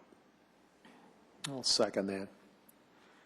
Okay, the motion, make sure I get everything in it, is that I'm sorry, and Bruce seconded, is that we set up a town hall input form and a web input process for additional input. Okay? I do have a logistics question then in Yes, terms ma'am. of that. Phil, how would you see that in terms of timeline? Well, I was going to talk about timeline, if I can remind you all of what the calendar is like in June. If, as Jim pointed out, if we have 12 department heads and 7 council people, that's 19 people to be interviewed. If you assume an hour each, which is probably a rough average, it's okay, you're looking at least 2 days of interviews. If that happens on the 6th and the 7th, and that's all depending on what the schedules are, then we could do the town hall on the 9th or the 10th, which is a Thursday or Friday of June. We could, have the Mercer Group open up the web input for a 4 or 5 day period of time during that same week. Then that gives the Mercer Group the next week, which is the 12th to the 18th, to take that input and develop a profile. Actually, a little less than that, because if they get the profile to us on the 16th, then we will have it in our packet for our meeting on the 21st. This would be the draft profile. Then on the 21st, we'd either approve that or make changes. If we make changes, then that gives them another 4 or 5 days to update the profile with the changes so that they can get that out by the end of June, which is going to be necessary to meet the timeline so that people have enough time to see the profile and the ad stuff. So part of what we're faced against is we have a tight schedule. So I can see having the town hall meeting on the 9th or the 10th, Thursday or Friday evening, opening up the web input for some period of time during that period of time, and then that would give them actually 1, 2, 3, 4, 5 days, including the weekend, to develop the profile, which is pretty tight. Jim? I'm going to oppose Phil's motion. I think that it is too much of a delay. I think we are under somewhat time constraints, and with you mentioned 2 days for doing the 19 interviews at an hour apiece. When they take off breaks and lunch and things like that, you're at 3 days. And so I think that if you then put the public in there to try to figure out what night it is, because you look at what's going on each of those nights, there's either some board or commission meeting almost every one of those nights. And so you're cutting out a group of people who you might want input from anyway. I'm just going to oppose the motion. Okay. Jose? I think we've forgotten something here. We were all elected to represent the city, all the constituents we have. And when you go through this much information, it's very little that I think they would understand right offhand. I can see us putting out information, telling them what we are doing, how it's going, etc. But it's up to us to make the decision. We can't not delay this too much longer. And I think if we have any problems, my constituents would certainly call me right away. But I don't think I'd probably get 2 or 3 asking me what are the rules and regulations for searching for a city manager or any other position. We haven't had to do that with anybody else. We've done it here, and I will oppose this. Bruce? Yeah, I'm thinking that, I mean, if we do a Thursday night for, 6 to 8, essentially it's a 2-hour time block.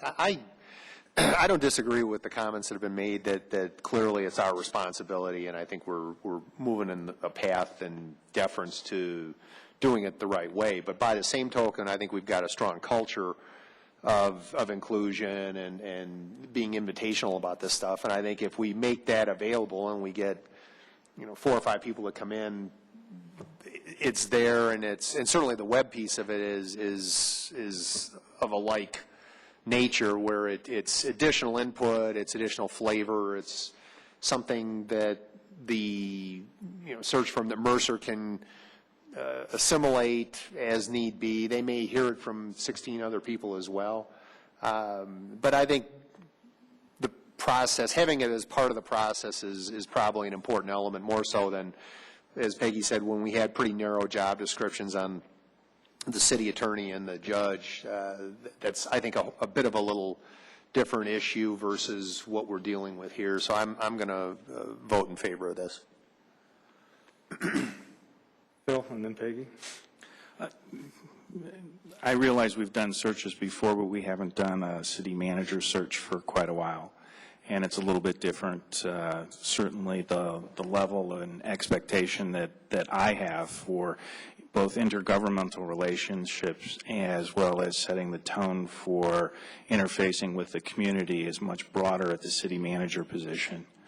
And I don't see a delay in the schedule by putting it there. We've got the time frame, having been a consultant, 10-hour, 12-hour days when you're on the ground and working with a client is not unusual. So, as they put those days out there, I don't look at those as being 6-hour days with a bunch of breaks and lunches.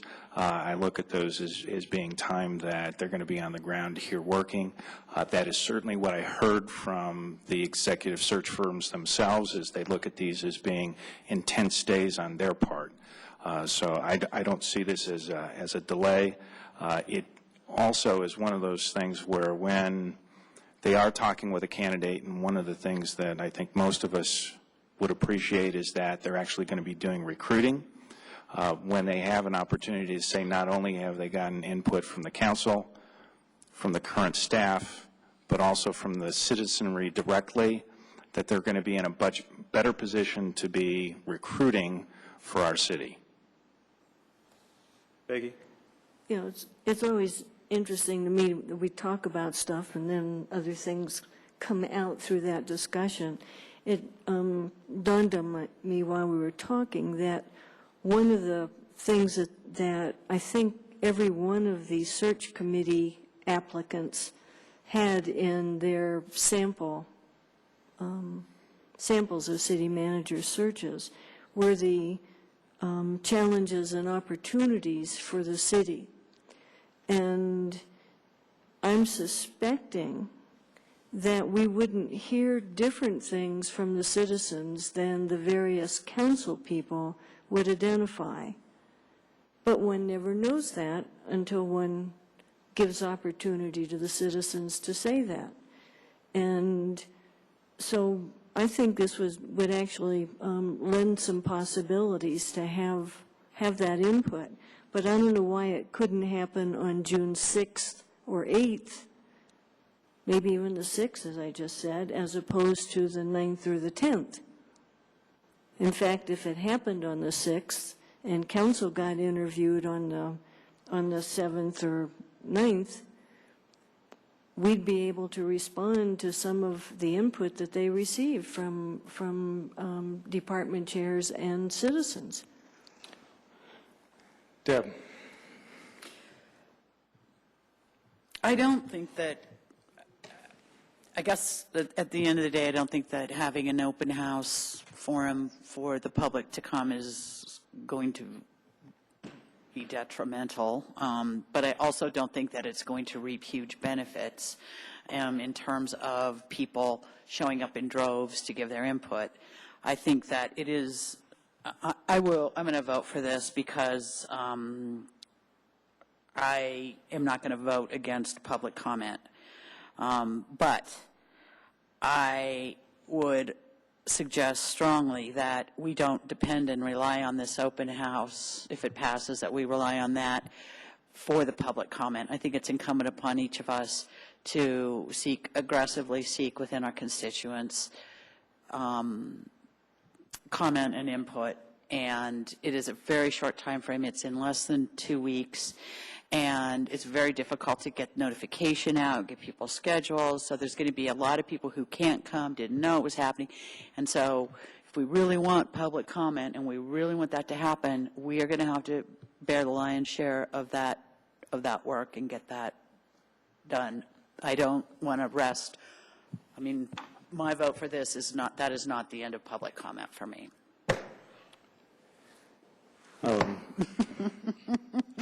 Sorry, didn't do that. Jim pointed out to me that there's a forum on the 9th for potential council candidates, which would probably conflict with doing this on the 9th. Do it at the same time. Interesting. Phil's motion didn't specify a date. I suspect that the 10th will be the most logical date to have this happen. And I'm sorry to keep doing this, but I go back to the previous city manager search. The council had some debate at that point in time whether we wanted to include the department heads in the process. And part of the concern was some of the same that we've heard now, and that is that it's the council's responsibility for selecting the city manager, and the fear was if you include the department heads and by extension the public, that what if they come up with a recommendation different than what we would do? And the answer is we have to use our best judgment. As it turns out, they didn't in the past. The public input would be reflected, if it differs from ours, in the profile. The profile comes back to us for approval. If we adhere to the schedule, it would be on the 21st when we would approve the profile. So it's ultimately our responsibility to read the profile, make sure the profile reflects the characteristics that we think is most important for a city manager that we're searching for. I don't see any downside to asking the public to be involved in the process. If they're going to be involved in the process, I think this is the right place, not the interview process, because for one thing, you'd have to get to the finalist before you can even announce the name, so they really can't get in that process until you get to the finalist anyway. But I'm going to vote for this. I think having a town hall input on the 10th is appropriate. I don't have a problem with them setting up a website or a web page where people can come and put their comment in. It's our job to approve the profile. We need to make sure that that reflects what we think is correct. And I suspect that the comments that we're going to get from the public are basically the same comments that we're going to have ourselves on what we're looking for a city manager. But I think it's beneficial to include the public as part of the process. Further discussion? The vote is 5 in favor with Councilman Taylor and Councilman Trujillo voting no. The motion's approved. Okay. And then we went down what you described as down from council to department heads, public, but however. I really meant up Yeah, from well, council. okay. But somewhere in there, whether it's up or down, I can't remember if I said to you all this or not, but I had suggested to the city manager that I would find it very, very helpful or insightful, or both, to have his list, a list from him of what he sees has really worked in terms of skills that he had or didn't have for city manager. Just giving us that input. Sometimes we think something is really effective when really behind the scenes something else, or a different set of skills or set of complementary skills or whatever. So I don't know whether that would be good to submit to us. I'd kind of like to have it, or to Mercer or who. But did you give that a shot at all, or are you just waiting for the axe here? I'm just listening. So I did ask about, 2 or 3 weeks ago, I teased him with this idea. So I don't know what you think of that. Well, there's two things that come to mind. One is, I assumed that the city manager was part of the 12 or 14 or whatever the number is of department heads that would be interviewed by the Mercer Group. Why would you? He's not a department head. Well, then maybe that was a bad assumption on my part. So.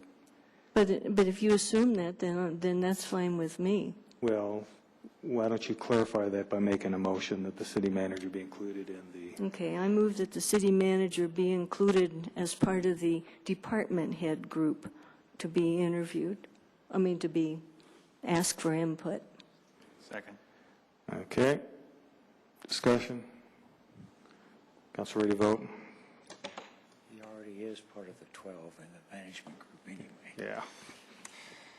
The vote is, Debbie, I thought Debbie was going to abstain there for a minute. Seven in favor. The motion's approved. I think what you're looking for is perhaps an exit interview. That's something different.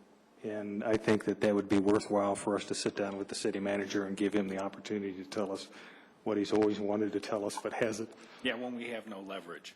Yeah, so far. So this is a pre-exit interview input that he would have, where it has a chance to maybe help in the selection.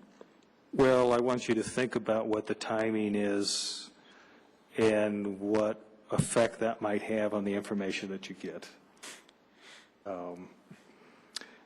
So, Bruce, you had other groups? Yeah, there's two other groups that I think would be worthwhile to consider having Mercer speak with from the perspective of sort of the broad community context in terms of city services and longer-term issues, and that would be the sewer plant and the fire partners. By virtue of both the magnitude of the operations and the financial impacts to the city.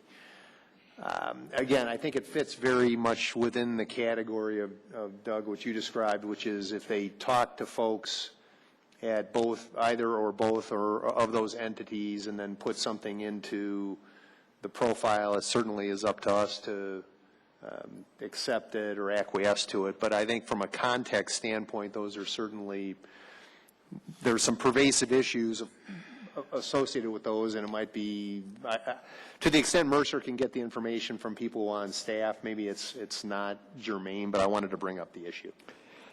Well, as you said that, I was thinking about, let's take the fire first.